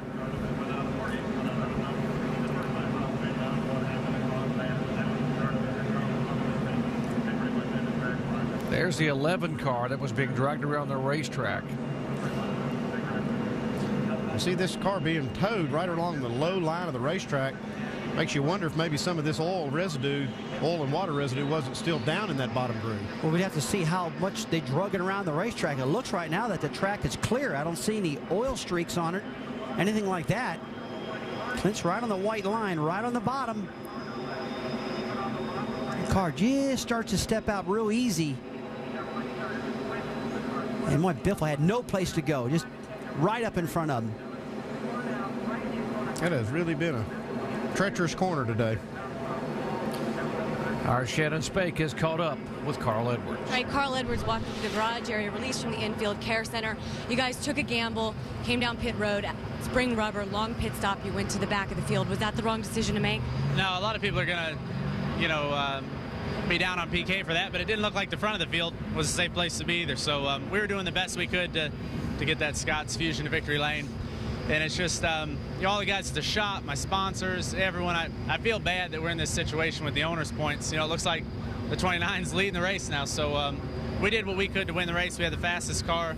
And I should have just locked it down and slid, but I knew there was a lot of guys behind me, so I tried the best I could to save it. And it didn't work out. But I got to say, get well to my Aunt Terry and Randy Fuller's dad and my buddy John Cena.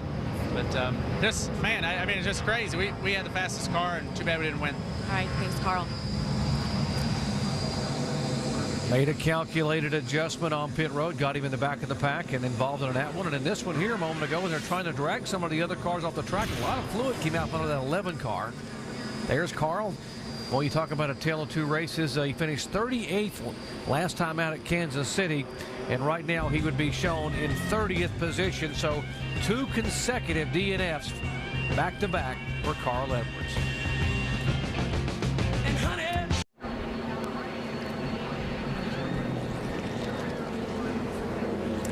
Back at Lowe's Motor Speedway, Charlotte, our aerial coverage tonight brought to you by Goodyear, the official tire of NASCAR, helping NASCAR drivers get to the finish line for over 50 years.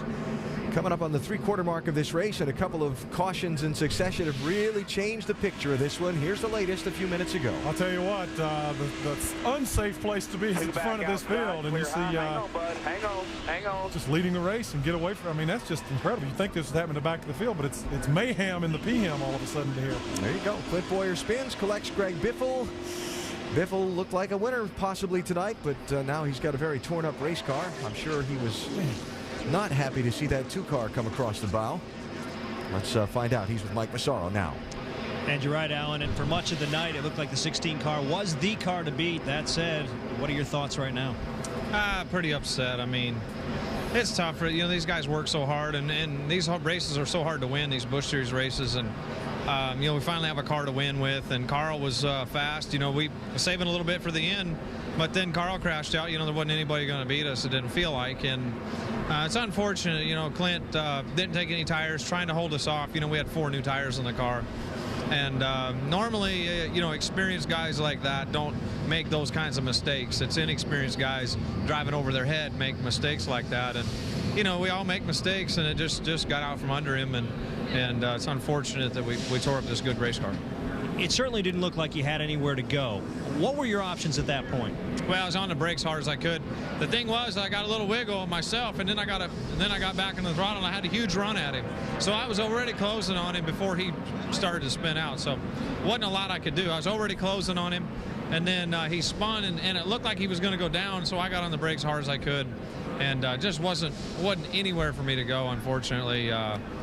You know, you can't just cut these cars down. You know, you think, well, you just go under him, but he kind of trapped me up in the guardrail. I just saw it on the replay. Really, really terrible, because that was almost, it felt like a gimme win for us tonight. You know, if something crazy like that didn't happen. We had our track position, and it's unfortunate. And so far in 2007, there's been no such thing as a gimme for Greg Biffle. Dave? And Mike, Jason Keller wasn't in this most recent caution. It was the one before that ruined his record 418 start. Jason, talk about the day, because it really wasn't that great in the car from the start. I really struggled. I tell you what, a lot of build-up leading to the 418 start, and I'm still proud of that fact. But man, I tell you, when that green flag fell, just really disappointed that we couldn't. It wasn't for the lack of effort, you know, but just disappointing. And then on top of that, get a car tore up like that too. And I was really, literally, I already asked, you know, if anybody was on my same lap. I was just trying to stay out of everybody's way, and they got the racing tight there. But you know, it's just one of those things, and very, very blessed to have 418 starts. So I'm not going to belittle that. I mean, it's a huge accomplishment of what we've been able to do, and I'll pout for about 24 hours, and then I'll be ready to go for 419. Great. Thanks, Jason. Well, we'll take a look at it right now. Dale Earnhardt Jr., a good restart right below the 29 car of Jeff Burton. And that car's loose. Careful. Look at that. Whoa, That's hold on. the spot. Oh, he just missed catching the back of the 29 car. How big would that have been?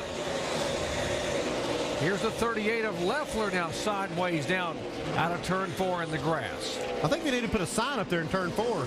Slow. Take it easy, man. Caution, turn 4 can be hazardous. Yes, it can.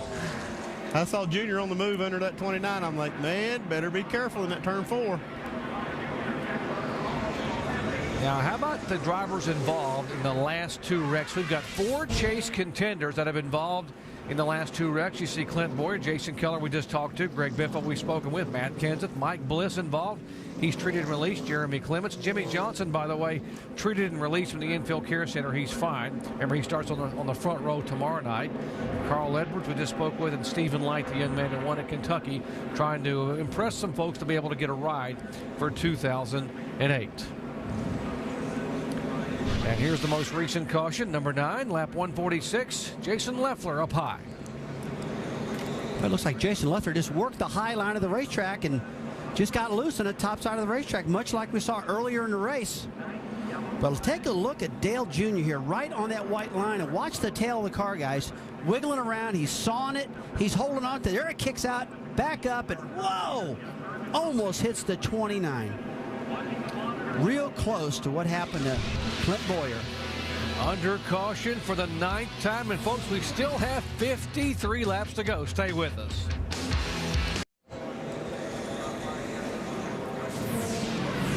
Back at Lowe's Motor Speedway, glad to have you with us. The final 51 laps of the NASCAR Busch Series event at Charlotte. We have had a rash of yellow fever, 9 caution flags thus far for 37 laps. The latest coming out on lap 146 by the 38 car, Jason Leffler.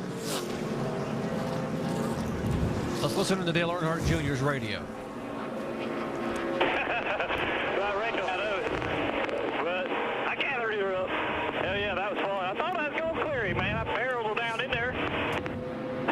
Almost got him at 1 and 2.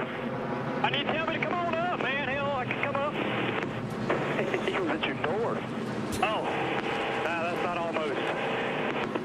No, you were on your way there, though. He was on you real tight, like right on you. Look at it again here. Now watch the car. Watch that left front tire. Back and forth, back and forth. Whoa. Man, that is one slick corner. It's awful tight off of turn 4. And Andy, you think these cars got like 6-inch rear spoilers tomorrow, almost an inch less rear spoiler, a lot less downforce. You think they're spinning out now? Wait till tomorrow night. With a NASCAR Nextel Cup championship on the line. Here they come down. Speaking of trying to get to the championship, Jeff Burton has gone from worst to first here. Started at the back of the pack. Now all the way to the lead. Remember, Dale Earnhardt Jr. has never won a Busch or Cup race at Lowe's Motor Speedway. Here's Kyle Busch on the inside of the 99. And Kyle Busch has been working on his car throughout the night. Every single pit stop also. Tightening his car up, working on air pressures. He's got it pretty good now. Andy, one of the guys you talked about, David Rudiman, is he a potential for a breakthrough winner tonight? Well, that's what we thought about. Start the race, we thought that this would be the candidate that would be the most likely to be the breakout guy, but he's been against the wall once tonight. He's got a good card. He's in the top 5, but don't know if he can hang on to win tonight or not with this car damaged a little bit. Jeff Burton's going to be a hard guy to beat, too. You see him pulling away from Dale Earnhardt Jr. right now. Just after starting in the back of the pack, now he's got that thing out front. Andy, we've seen 9 caution flags, and it isn't just the inexperienced drivers that have had their trouble. We've had the top guys in the Cup point standings spin out by themselves and bring out cautions. You know, you sitting here watching a Busch race, see a lot of caution flags, and you kind of expect that, but you don't expect the guys that are the top drivers in the Cup division to come out here and just spin out and cause cautions by themselves. Jeff Burton leading here, 48 laps to go. Already a 3-time winner here in 2007. We asked him, what about the plans in the NASCAR Busch Series for 2008? I'm going to run 12 races next year and see how much benefit running the Busch cars, how much that is with the Car Tomorrow concept coming. If that proves not to be advantageous to the Cup program, then I won't do it anymore. But I love to race. I love Busch racing. I have a real passion for Busch racing, and I want to keep doing it, but it has to be effective. The Cup thing has to be number 1. Remember, in 2008, when he runs those 12 races, the NASCAR Busch Series will have officially become the NASCAR Nationwide Series. Nationwide signing a 7-year agreement to be the title sponsor for this series.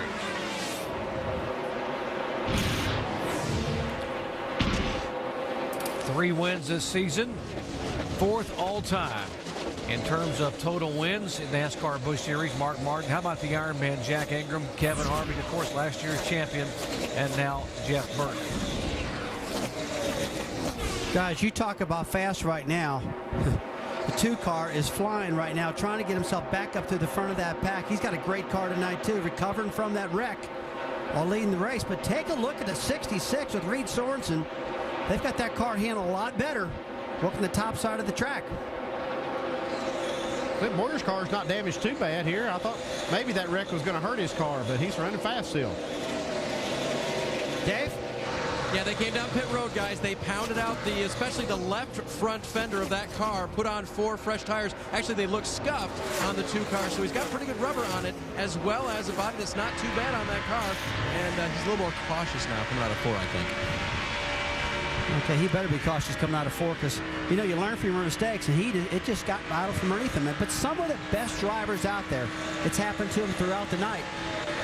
I'm just still thinking about tomorrow night's race, guys. With that less rear spoiler, as much as they're spinning out right now, we could have a big one tomorrow night.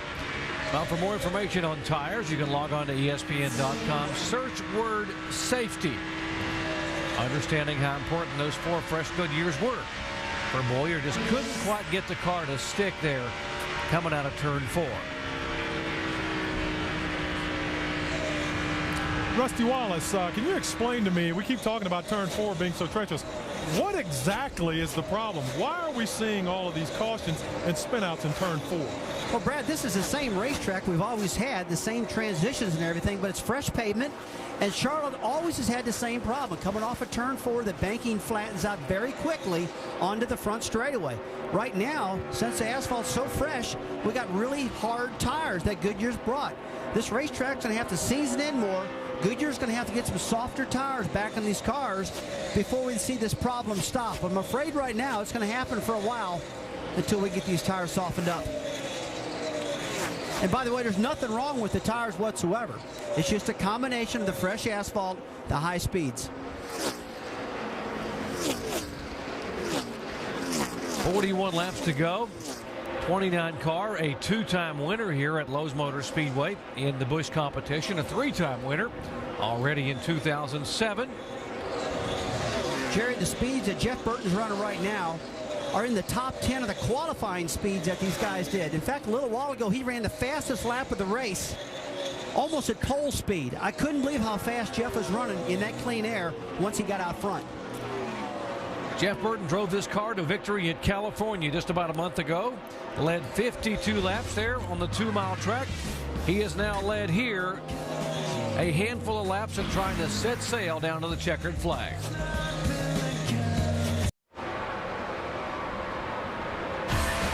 Tomorrow night, it's the NASCAR Nextel Cup Series and the 5th race in the chase for the Nextel Cup from here in Charlotte. The only chase race on a Saturday, by the way. Jimmy Johnson starts on the front row, won 5 of the last 9 at this track. The NASCAR Nextel Cup Series Bank of America 500. ABC tomorrow, 7 Eastern. For more, log on to ESPN.com. 34 laps to go. It has been a night full of bumps, bangs, spins, and crashes, especially since we hit the halfway point of the race. Here's lap 105, Jamie McMurray. Al, it just seemed like once we got to halfway, it all came unraveled. Jamie Murray goes in the corner, loses the race car, gets turned around. Jimmy Johnson spins out. Carl Edwards, the championship leader. That's right. Jimmy gets turned around, and all mayhem broke loose. Now, on a point, I may add that you called 3 seconds before it happened. So. We'll take no credit for that. There's Clint Boyer leading the race in turn 4. Spins out, collects Greg Biffle, a guy who led a lot of this race earlier. 53 laps for Biffle. And then just a bit ago, even guys running by themselves and good drivers. Jason Leffler. I mean, it's almost like they're on ice when they go into turn 4. And watching the veteran drivers spin out and just lose these race cars, very, very scary. 9 caution flags in this race so far. And we still have time for more. Now, it's not been as bad tonight as it was in this race 1 year ago when I swear it was a full moon. It had to be to have those kind of numbers. Alan, it's not over. There's still plenty of time. Let's take you up to speed. Couple guys, interesting entries into the top 10 tonight, but we begin with the leader, Mike. And And so far in 2007, Alan, only one driver has multiple victories on mile-and-a-half configurations. You're looking at him. That's Jeff Burton, who's won at Atlanta and Las Vegas. The car he's driving tonight, pretty good. It debuted in California with a victory. He's only run it twice this year. It's been in the top 10, and well, he could be in store for another victory. He's just over 30 laps away, potentially. Jamie? And behind him, Dale Earnhardt Jr. has not won a Busch Series race since Michigan last year. He has been in a great mood tonight. He just came on the radio and said, I don't think I could be going any faster. This car is awesome, but I'm trying. He's trying to get to the front. That's Dale Earnhardt Jr. Worked his way from 26 up to second. Dave? Good hard working night for Kyle Busch. Started 24th, made 3 pit stops. Lots of changes on the first 2. No changes on the last pit stop. Fast race car has survived a near spin, running in the top 5, Jamie. And Eric Almirola been solid all night. He's jumped up. This is the highest he's been all night, in the 4th position right now. Eric Almirola, great news for next year, unveiling the 8 car today. For Cup, he will be sharing with Mark Martin next season. He's relieved, and tonight it's all about the win for Joe Gibbs Racing. And right behind him, Denny Hamlin, his teammate. Denny's been real quiet today. Remember, he won just a couple weeks ago from the flu. He comes here tonight. He had a pretty solid car, but guys, you know how Denny Hamlin operates. He works slowly until the last few laps. Shannon? Been a wild night for David Ruderman. Hit the wall on lap 107. They had to come down pit road twice to fix that front end, but he gambled on pit road and took 2 tires, 2 right side tires only on lap 126. Brought him all the way up to 5th. Been running solidly in the top 10 since. Dave? Shannon, 3 races ago, Kelly Byers shared with me that crew chief Scott Zipadelli had found that some of the cars he was racing were not exactly square. They'd been repaired from earlier in the year, and he was learning on cars that weren't exactly the way they should have been. They've been hard at work since then, and while he had a DNF last week, he had a top 20 at Dover 2 weeks ago. He was running very well tonight, showing what that team and driver are capable of. Shannon? Kevin Harvick battling a loose race car earlier. He's saying on the radio it's much better now. His best finish here at this track in the Busch Series was back in 2004 when he finished 3rd. Over to Mike.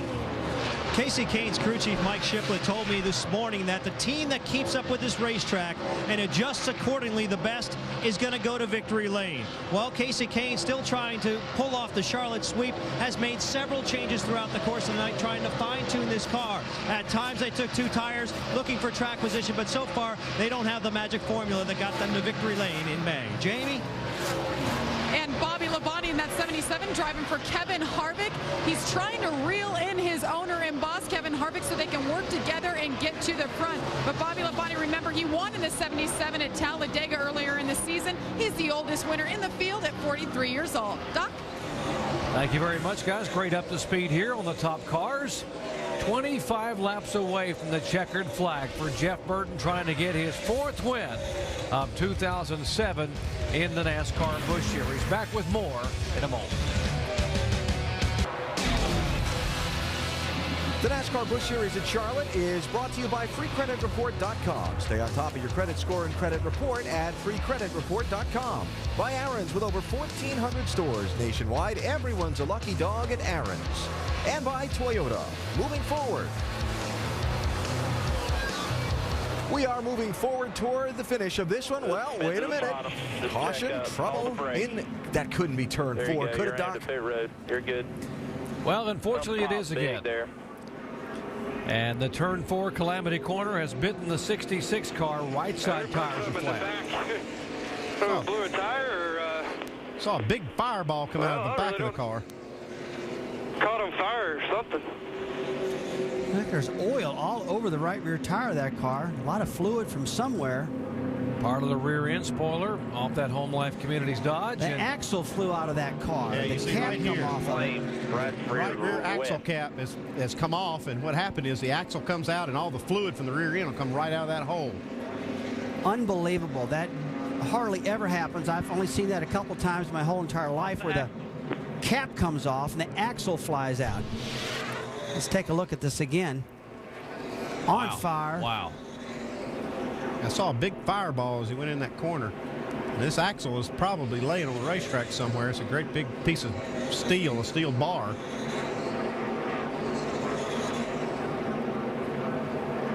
And you know, guys, those things just don't come out all by themselves. Something had been loose, maybe left loose, the cap flew off, axle flew out. and the car is destroyed because of it. Now, while this was happening, Dale Earnhardt Jr. in the 8 car was moving in on the 29. These two guys have been running radically different lines. Junior working the very, very top of the racetrack, while the 29's been on the bottom. You see this momentum, and man, if that caution hadn't come out right there, I believe Junior might would have had some. And that's where the caution came out. They both backed off. Boy, a tough break. Reed Sorensen had driven this car all the way back into the top 12. Now they head back to the garage area. He did a lot of work in this car, a lot of chassis work, helping Steve, the whole team. Steve Wallace, Reed Sorensen got involved in this, only to end with a mechanical failure. 17 laps to go. Jeff Burton, Earnhardt Jr., Kyle Busch, Eric Almirola, Denny Hamlin, and Kelly Byers. Great run for Byers back in 6th spot. Back with the green flag here in just a moment.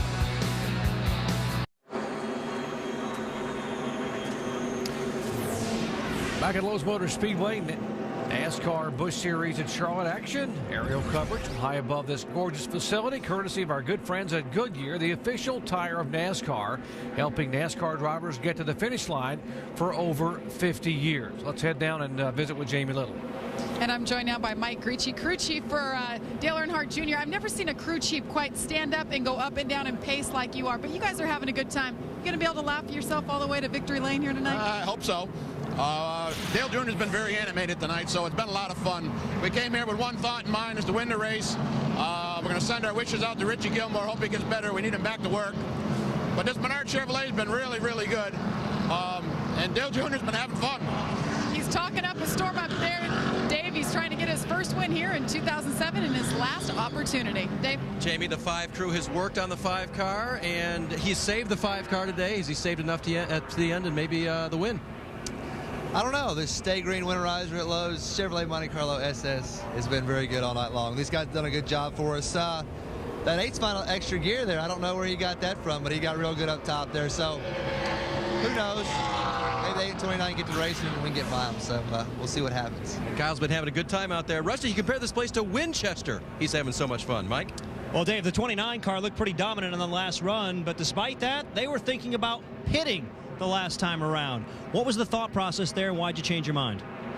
Oh, I don't know. Just, we know everyone scans their radios, try to get everyone going one direction to see what everyone else's reaction is. But looked like with the oil down the track, it was going to be a while till we go back green.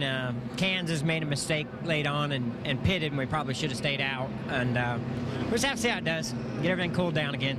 So you guys sound like they're playing a little bit of poker on the radio, trying to tempt some other people to come down pit road. Look at Kim Burton now, just to his right there. That is the wife of Jeff Burton. You think she's not pensive and has a lot on her mind? She's seen these guys hit the wall and all the situations. They are so close. They are partners. They are best friends, and they're all about what happens in racing. Let's listen in to this relationship between driver and wife, Jeff and Kim Burton.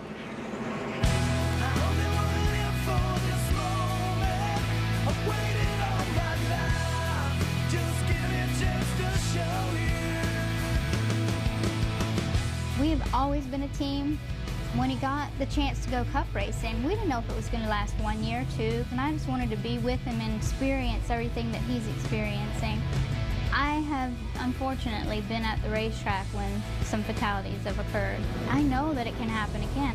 When things happen on the racetrack, until he comes on the radio and tells me he's okay, I'm just waiting.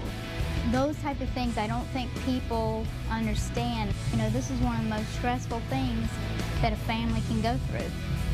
When he gets in the race car, that's all he's thinking about. He is completely focused. 1 lap to go before the start of the race, he'll wave out of the window at me on the pit box, and I'll wave back. For him to look over at me and let me know that we love each other and that we're thinking of each other. All about relationships, and I've seen Kim Burton from the early days when Jeff Burton won his very first Busch race. We were covering on ESPN at Martinsville. She jumped the pit wall and ran all the way down pit road to give him a hug. She's been his life partner, obviously best friend, wife, and understands that how important this win would be tonight for the 29 car and for Jeff Burton. Now, Jerry, I just got to tell you one thing. You saw that shot of that 2 car getting in there spinning out that 31. That wasn't me. That was Kurt Busch. Okay. Okay. I'm glad you straightened that up. One thing that's going on right here, Doc, while we've been running under caution, is they've put down a ton of speedy dry way up on the top side of the racetrack in 3 and 4, and that's where Junior's been making all his time. So I'm sure he's looking at that, wondering now what he's going to be able to do, because as all that grease, that rear end grease gets up in that top groove, is so hard to get cleaned up. Now they're blowing it off. Well, how much will it still be a factor up there with the fact that they put some speedy dry down up there to try to soak up the oil? Yeah, it's still going to be, there's still going to be residue left over from this, and that's the first place it goes, is right up to the top of the racetrack. It's going to be interesting to see if Junior will try to get back up there. You got to believe when the cars go through there, even though they're blowing it off right now, you're going to see a lot of dust, a lot of dirt still flying. You see the racetrack's white. It's got all that oil dry down into the surface of the asphalt, which is still going to make turn 4 slick. And it's already treacherous now. They put a little rear end grease and speedy dry and all that on there. It's just going to get worse. Oh man, you think of how loose that corner is and how treacherous it is. And let's just go ahead and grease it up a little more. Humpy Wheeler would like that. You talk about excitement. These guys love having excitement. They built a great racetrack. You know, visiting with Dale Earnhardt Jr. in the garage this week, when Rusty and I were in there talking with him, he talked about how he likes to run the high groove in both the Busch and the Cup car, and he felt that may be his one of his options on Saturday night, tomorrow night, to run the high groove. Never won here. Remember, his famous father won here 7 times, and Dale Earnhardt Jr. has yet to go to victory lane at Lowe's Motor Speedway. What does he think about what's happening now with the racetrack? Let's listen in. I mean, how hard is it to get out of the truck and look at the ground? They can see it. I don't know for sure what it is, but it looks like it. I want to get out of my car, and I can't. I'm going to bury this damn thing down into one. It's going to be something else. It sounds like he's going to go for it no matter what. He'll be the first to know if the track's in good shape. Oh, this should be fun to watch here. This is going to be great. You know, we talked about the fact that he's never won here at the home racetrack. And that sort of sticks in his craw a little bit. And I got to believe he's already hit the wall once, and that's why he's already been up there one time. He's only in this race for one thing, and that's to win, and he's one car away from doing it. Well, if he buries that thing down into turn 1, that's one way to do it, but he better not bury it down into turn 3 real quick with all that oil dry down there. 7 times in a NASCAR Busch car, 16 times in a NASCAR Nextel Cup car. His best finish was 2nd in the Busch car, 3rd in the Cup car. He's checking that groove out up there right now. You can see him up there just cleaning his tires off and trying to figure out, okay, can I run up here or not? Looks like he's planning on it. Pace vehicle pulling off. 12 laps to go. Jeff Burton trying to hold off Earnhardt, Kyle Busch, Almirola, and Hamlin as they come down for the green flag once again.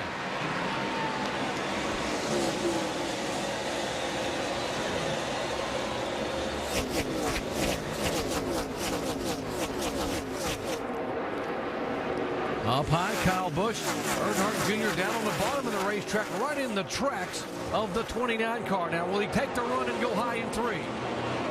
Looks like he's going to try it. Oh, hanging on. Track's still dirty, guys. Look at all that dirt off underneath the 8 car. Can he get out of 4 without? Yeah, he just gets out of turn 4. Yeah, he's got 10 laps now to do it. And he can't spend a lot of time cleaning off his groove, but he's got 10 laps to get it done. Jeff Burton's got the clean air, and that's everything in the world. Cleaning all that downforce. Every time you see the cars out front, seems like they're always faster. And here comes Kyle Busch in the 5 car. Yeah, don't look now. That 5 car is pedaling in a hurry. Now this track's going to get cleaned off more and more. It's going to let Junior kind of get back in his groove. But look how dirty, Andy, that corner still is. It's just really dirty now with just 10 laps to go. 21 cars on the lead lap. Great finish here at Lowe's Motor Speedway in the NASCAR Busch Series cars. Goes to the top side in 1 and 2. Here comes Kyle Busch on the inside. He's just trying to make something happen. And Busch has got to run down the back straightaway, getting into 3 on him. Junior's got to go to the top side now. Try it out. Thought twice, brings it back down. It's just too dirty up there right now, guys. 9 laps to go. This is the battle for second spot. 3 wide here, the 33 car of Harvick, the 6 of Reagan, and the 2 of Boyer. Boyer still digging in the top 10 now. That is 10th, 11th, and 12th position. And you can feel it right now. The tension's really heating up with these drivers. 8 laps to go. They know they got to get it done. Look at this. 4 of them in a pack going down the back straightaway into 3. They take the 9th spot away from Casey Kane, does David Reagan. Here goes Boyer for 10th. Eric Almirola on the bottom of the racetrack trying to get underneath Dale Jr. We haven't heard much of him, Andy, all night long. Here he is, that 18 car strong. But it's just a shame that Dale Jr.'s groove got taken away from him by all that speedy drive up there. He had something going until that happened. Almirola, who will drive partially for the year next year in the 8 Cup car. And Dale Earnhardt Jr. is vacating, now takes a spot away from Dale Jr. with just 7 laps to go. Junior's on the top side of that racetrack just working that oil dry in, getting that track cleaned up all by himself. Nobody else helping him. He's up there just trying to get his groove back. And man, he is up in dangerous territory right there. There's not much room up there. Jeff Burton a 2nd and a 10th over Kyle Busch. Almirola is 3rd, Earnhardt Jr. 4th, Hamlin 5th, and Kelly Byers trying to hold on for his career best finish in 6th. Right now, Jeff Burton just went by and outrun the field by 0.2 of a second. And folks, that's a lot. That's a lot faster. If you can put 0.2 a lap on your next competitor, you're going to be way ahead. With 5 laps, that's about probably 10 car lengths you can pull away from him. And he had this car glued right to the bottom of the racetrack all night long. This car's handled great on the bottom, and it turned out to be to his advantage. If you just joined our coverage, Jeff Burton had to make an engine change before they qualified. He had to start dead last in his field. He's gone from worst to first here, trying to pick up his 4th win of 2007 and 3rd ever at Lowe's Motor Speedway. And right now, Jeff Burton's thinking, guys, don't wreck. Let's just get this thing to the end and talk about a morale builder. If Jeff Burton can win this thing after all the problems he's had. Looks like Dale Earnhardt Jr. is going to get his groove cleaned off, but it's going to be maybe just a little too late to get Jeff Burton. Going back around the 18 car of Eric Almirola. And if Junior gets that groove worked in, Almirola just can't do anything with him on the bottom of that racetrack. He gets that momentum going, and that Menards number 8 is just going to take off on the top side of that track. 55, great run for Robbie Gordon, right side of your screen. Gordon now in 6th spot, David Reagan in 7th, and Byers back to 8th. And this 6 car, David Reagan's on the move. His car's glued to the bottom.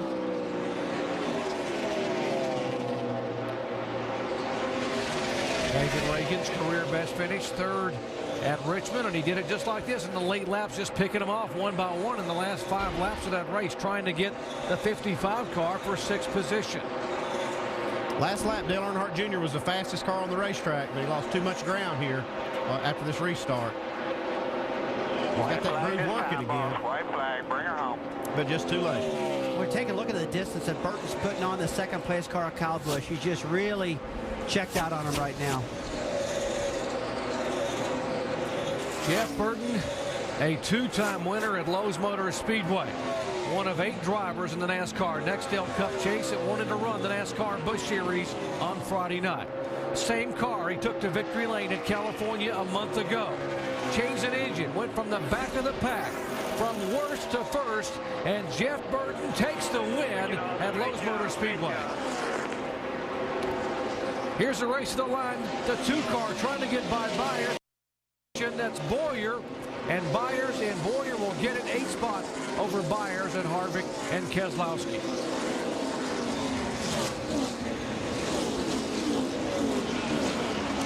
Hell of a job, guys. Great job by Jeff Burton. Started in the rear, drove through all these wrecks, not a mark on the car. All about right there, boys. Great job. 4th win in 2007. 15th top 10, his 26th career victory. Great job by those guys as well, the Holiday Inn crew on pit road, as Burton remains 4th all-time in career wins. The 29 car came in here with the owner's points lead, racing the 60 car of Paul Edwards. Edwards has crashed out. Now they've got to have a much, much bigger lead right now. And Richard Childress got to be loving this car owner's championship run for it right now, guys. Big lead he's got on Edwards. Let's go down and visit with Dave, who's got the crew chief, Pat Smith. One more time, Pat Smith has orchestrated a victory, but this time from the back of the pack, Pat. Pretty good job tonight by you and the driver. Yeah, I got to, put a call out to all our crew at the shop. Everyone in RCR, Kelly Hunt, and all our guys in the shop. We had a motor issue yesterday, and yesterday we took all the parts home. They cleaned everything. We brought them down this morning, put everything together, and to have it come out like this is it's really an honor to work for Richard Childress Racing. You guys move closer toward that goal that you stated at the beginning of the season, winning the Owners' Championship. Absolutely. It's Monday morning news still, but I know it's going to put us closer, so I'm happy with that. All right, Pat, go celebrate. Pat Smith, crew chiefing the effort tonight for Jeff Burton. Not only did Pat do a great job and the guys on pit road, how about the efforts for Jeff Burton? Look at our Castrol Syntec power and performance pass of the race. Now, not only was it a pass, but it was a dodging of an incident. Now, watch the two cars spin here. Boyer, Biffle involved. The 29 car goes all the way on the grass to miss those spinning cars and come away unscathed. That turns out to be the pass for the win. That was amazing. The two car got back out there, had some damage on that car, got it repaired, came back for the 8th place finish. Jeff Burton saluting this crowd of NASCAR fans here at Lowe's Motor Speedway. And great effort. And boy, he got quite a challenge in the late laps from Dale Earnhardt Jr., who's standing by with Shannon Spade. That's right, a 3rd place finish for Dale Earnhardt Jr. We're really working that high line when they laid out that speedy dry. What were your thoughts? What was going through your mind? If we weren't that caution, I think we would have won the race. But you know, that's sometimes that's the way it happens. And the 29, everybody really had a really short run setup that worked really well, and they just beat me on the first 5 or 6 laps till my car would get going again. And so they had the luck fall their way. But I want to thank Menards and for letting me drive the Busch cars over the last several seasons, and that whole family's been great for DEI and been great to me, and I really enjoyed driving these Busch cars, and I want to thank everybody at DEI who's worked on these cars over the years. I really enjoyed driving them, and it was a fun night tonight. We finished pretty good. I would have liked to have won, but I'm pretty proud of the team. They had some great pit stops, and the car was just awesome. Once we got going, we were really fast. It was wild up there on the top, I'll tell you. Well, you still have a chance to win, and that's tomorrow night. Did you guys learn anything tonight that you can bring over there? We know a lot of guys thought it was going to tighten up, and it didn't really get tight. Just takes some big cojones to run the top, and I think I learned that tonight. I learned that it's going to take a lot of guts, because that's where the race is going to get won, especially these heavy old Busch or Cup cars going into corners so much faster. And man, it's tough. It took me so long to get the nerve up to run hard up there and to run as hard as I needed to win. And it's pretty cool. I'm pretty proud of myself, pretty proud of my team. Well, good luck to you tomorrow night. Dave? And guys, we are going to speak with Kyle Busch about finishing 2nd today. After starting out with a car that wasn't perfect, he made up a lot of ground all night long. Yeah, we really did. The Stay Green Winterizer Weed and Feed Chevy was good tonight. Just not as good as we wanted it to be, of course. The 29 obviously beat us by 1, but it was a great race car all night, and we just kept making minor changes to it a little bit here and there, trying to make it better, trying to get through the field. And the 29 would really go for the first 12, 15 laps of a run, and then he'd start fading off a little bit. That's why the 8 was catching him. But there at the end, I was able to jump the 8 and just couldn't quite run down the 29 there. But all in all, a good day for us. Just want to get some more wins, hopefully. Let's go to Mike Massaro in victory lane. And Jeff Burton climbing out of his winning machine, and what a race car.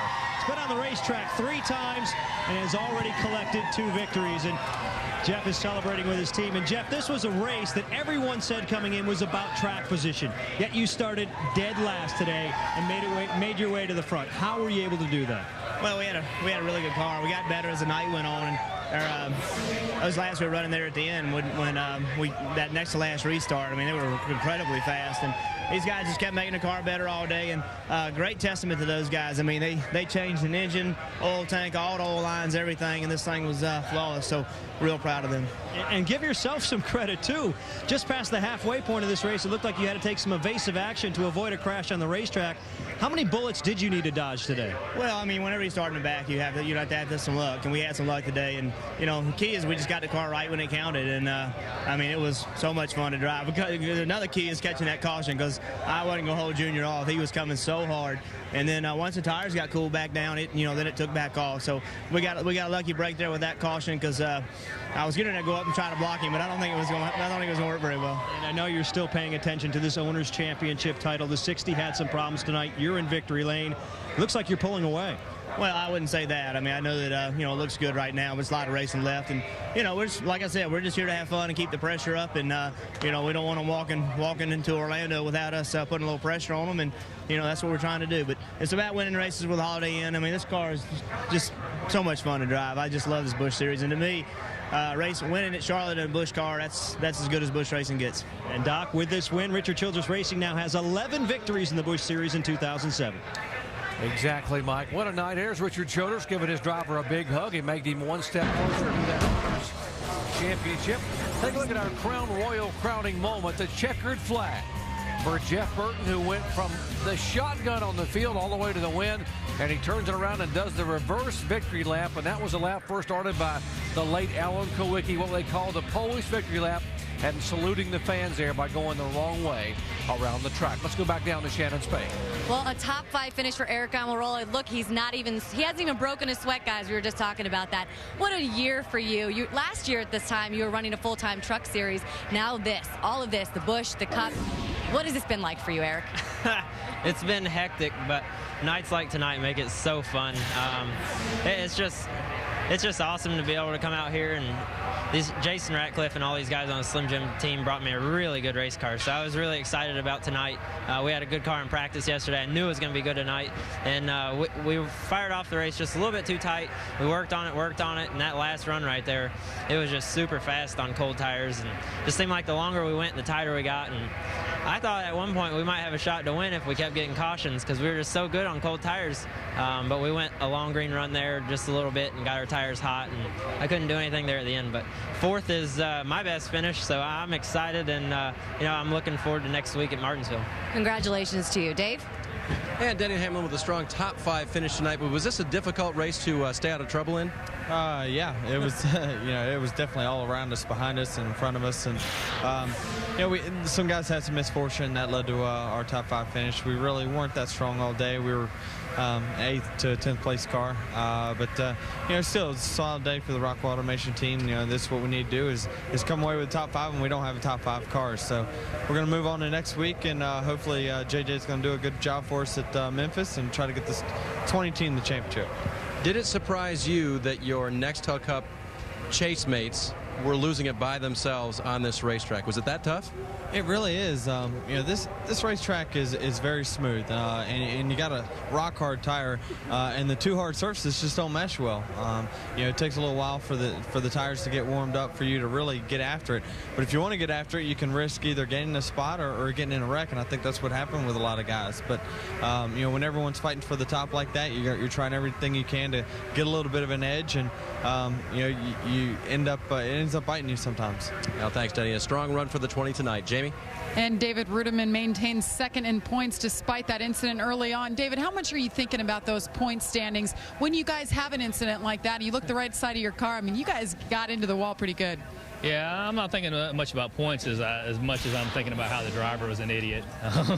And why? I just drove the thing right in the fence. There's just no excuse for that, and I just messed up. I owe an apology to everybody on our team and Aaron's and everybody at the Fab Shop. I brought a great car, and I managed to run into the wall with it and run 12th with it. So I'm proud of my guys. They fought back, and this is just how good a team I have. I just blew it. He did a good job fighting back. Doc? Indeed, what a finish here at Lowe's Motor Speedway. Take a look at the points. Just 4 events remaining in no. Carl Edwards did not wrap it up. He will have to go on and try to win this championship in the next 4 events. David Rudiman and Kevin Harvick, Jason Leffler, and David Reagan. Now, why didn't he wrap it up? We'll show you what happened on lap 133. The 48 car of Jimmy Johnson spins around, and Edwards, who had put a spring rubber in the right rear, was back in that pack. He gets caught up, boom, inside guardrail, or concrete, I should say. And obviously that produced a DNF as Edwards finished 33rd. And it also impacted the owner's point standings. They're trying to win an owner's title for Jack Roush. And take a look, he moved from 2nd back to 3rd position. Richard Childress' team with a 29 car leading it. The Joe Gibbs team now moves to 2nd spot, and Roush Fenway back to 3rd. And guys, we talked about the drivers, talked about this surface here at Lowe's Motor Speedway and the hard tire. What does that give us as far as what we're going to be looking at here tomorrow night for 500 miles in the Cup race? Well, the Cup race tomorrow night, they're going to have a little less spoiler and downforce, like Rusty was saying, so we may even have more trouble. But and I would say that the Busch race typically has more cautions, but tonight it was the chase guys that caused a couple of these big wrecks by spinning out all by themselves. So I think you're going to see more of it tomorrow night. Guys, I think the big story is definitely going to be turn 4 tomorrow night. If these guys can definitely negotiate that corner, like Andy said, these Busch cars have over 1 inch more rear spoiler than the Cup cars do. And if these things are loose right now with some of the best drivers in the world tomorrow night, hey, I'm going to be watching that corner, guys, because I think that's where it's going to happen again. Yeah, 10 caution flags and only a 300-mile race tonight. How about tomorrow night, Alan, with 500 miles on the track? Yeah, Brad and I were just laughing about that. We came on the air starting countdown tonight, and you said the race was going to be crazy, animalistic, out of control, wild, all of the above, and that's what we had. And so looking forward to tomorrow night, where who knows what can happen. Yeah, you're exactly right. And what could happen? We saw the greatest race car drivers in the world tonight in this series losing their cars. If they do that tomorrow, the chase could all be scrambled by the time we get out of here. It could be pretty wild. All right, coming up next, the Contender at Los Angeles. And don't forget to join us tomorrow night when the NASCAR Nextel Cup Series takes over for the Bank of America 500 on ABC at 7 Eastern Time. Jeff Burton is tonight's winner. He came from the back of the pack. He only led one time in the race, but they were the last 61 laps and the ones that counted the most. 20 Cup drivers in this field took the green flag, and the best in the business had their troubles. McMurray we saw crash, Jimmy Johnson, Carl Edwards crashing, Clint Boyer, Greg Biffle crashing. It happened all night long. What kind of wildness are we going to see tomorrow night? This has been a presentation of ESPN, the worldwide leader in sports. Tomorrow night, ABC, 7 Eastern Time. Look us up. We'll see you then.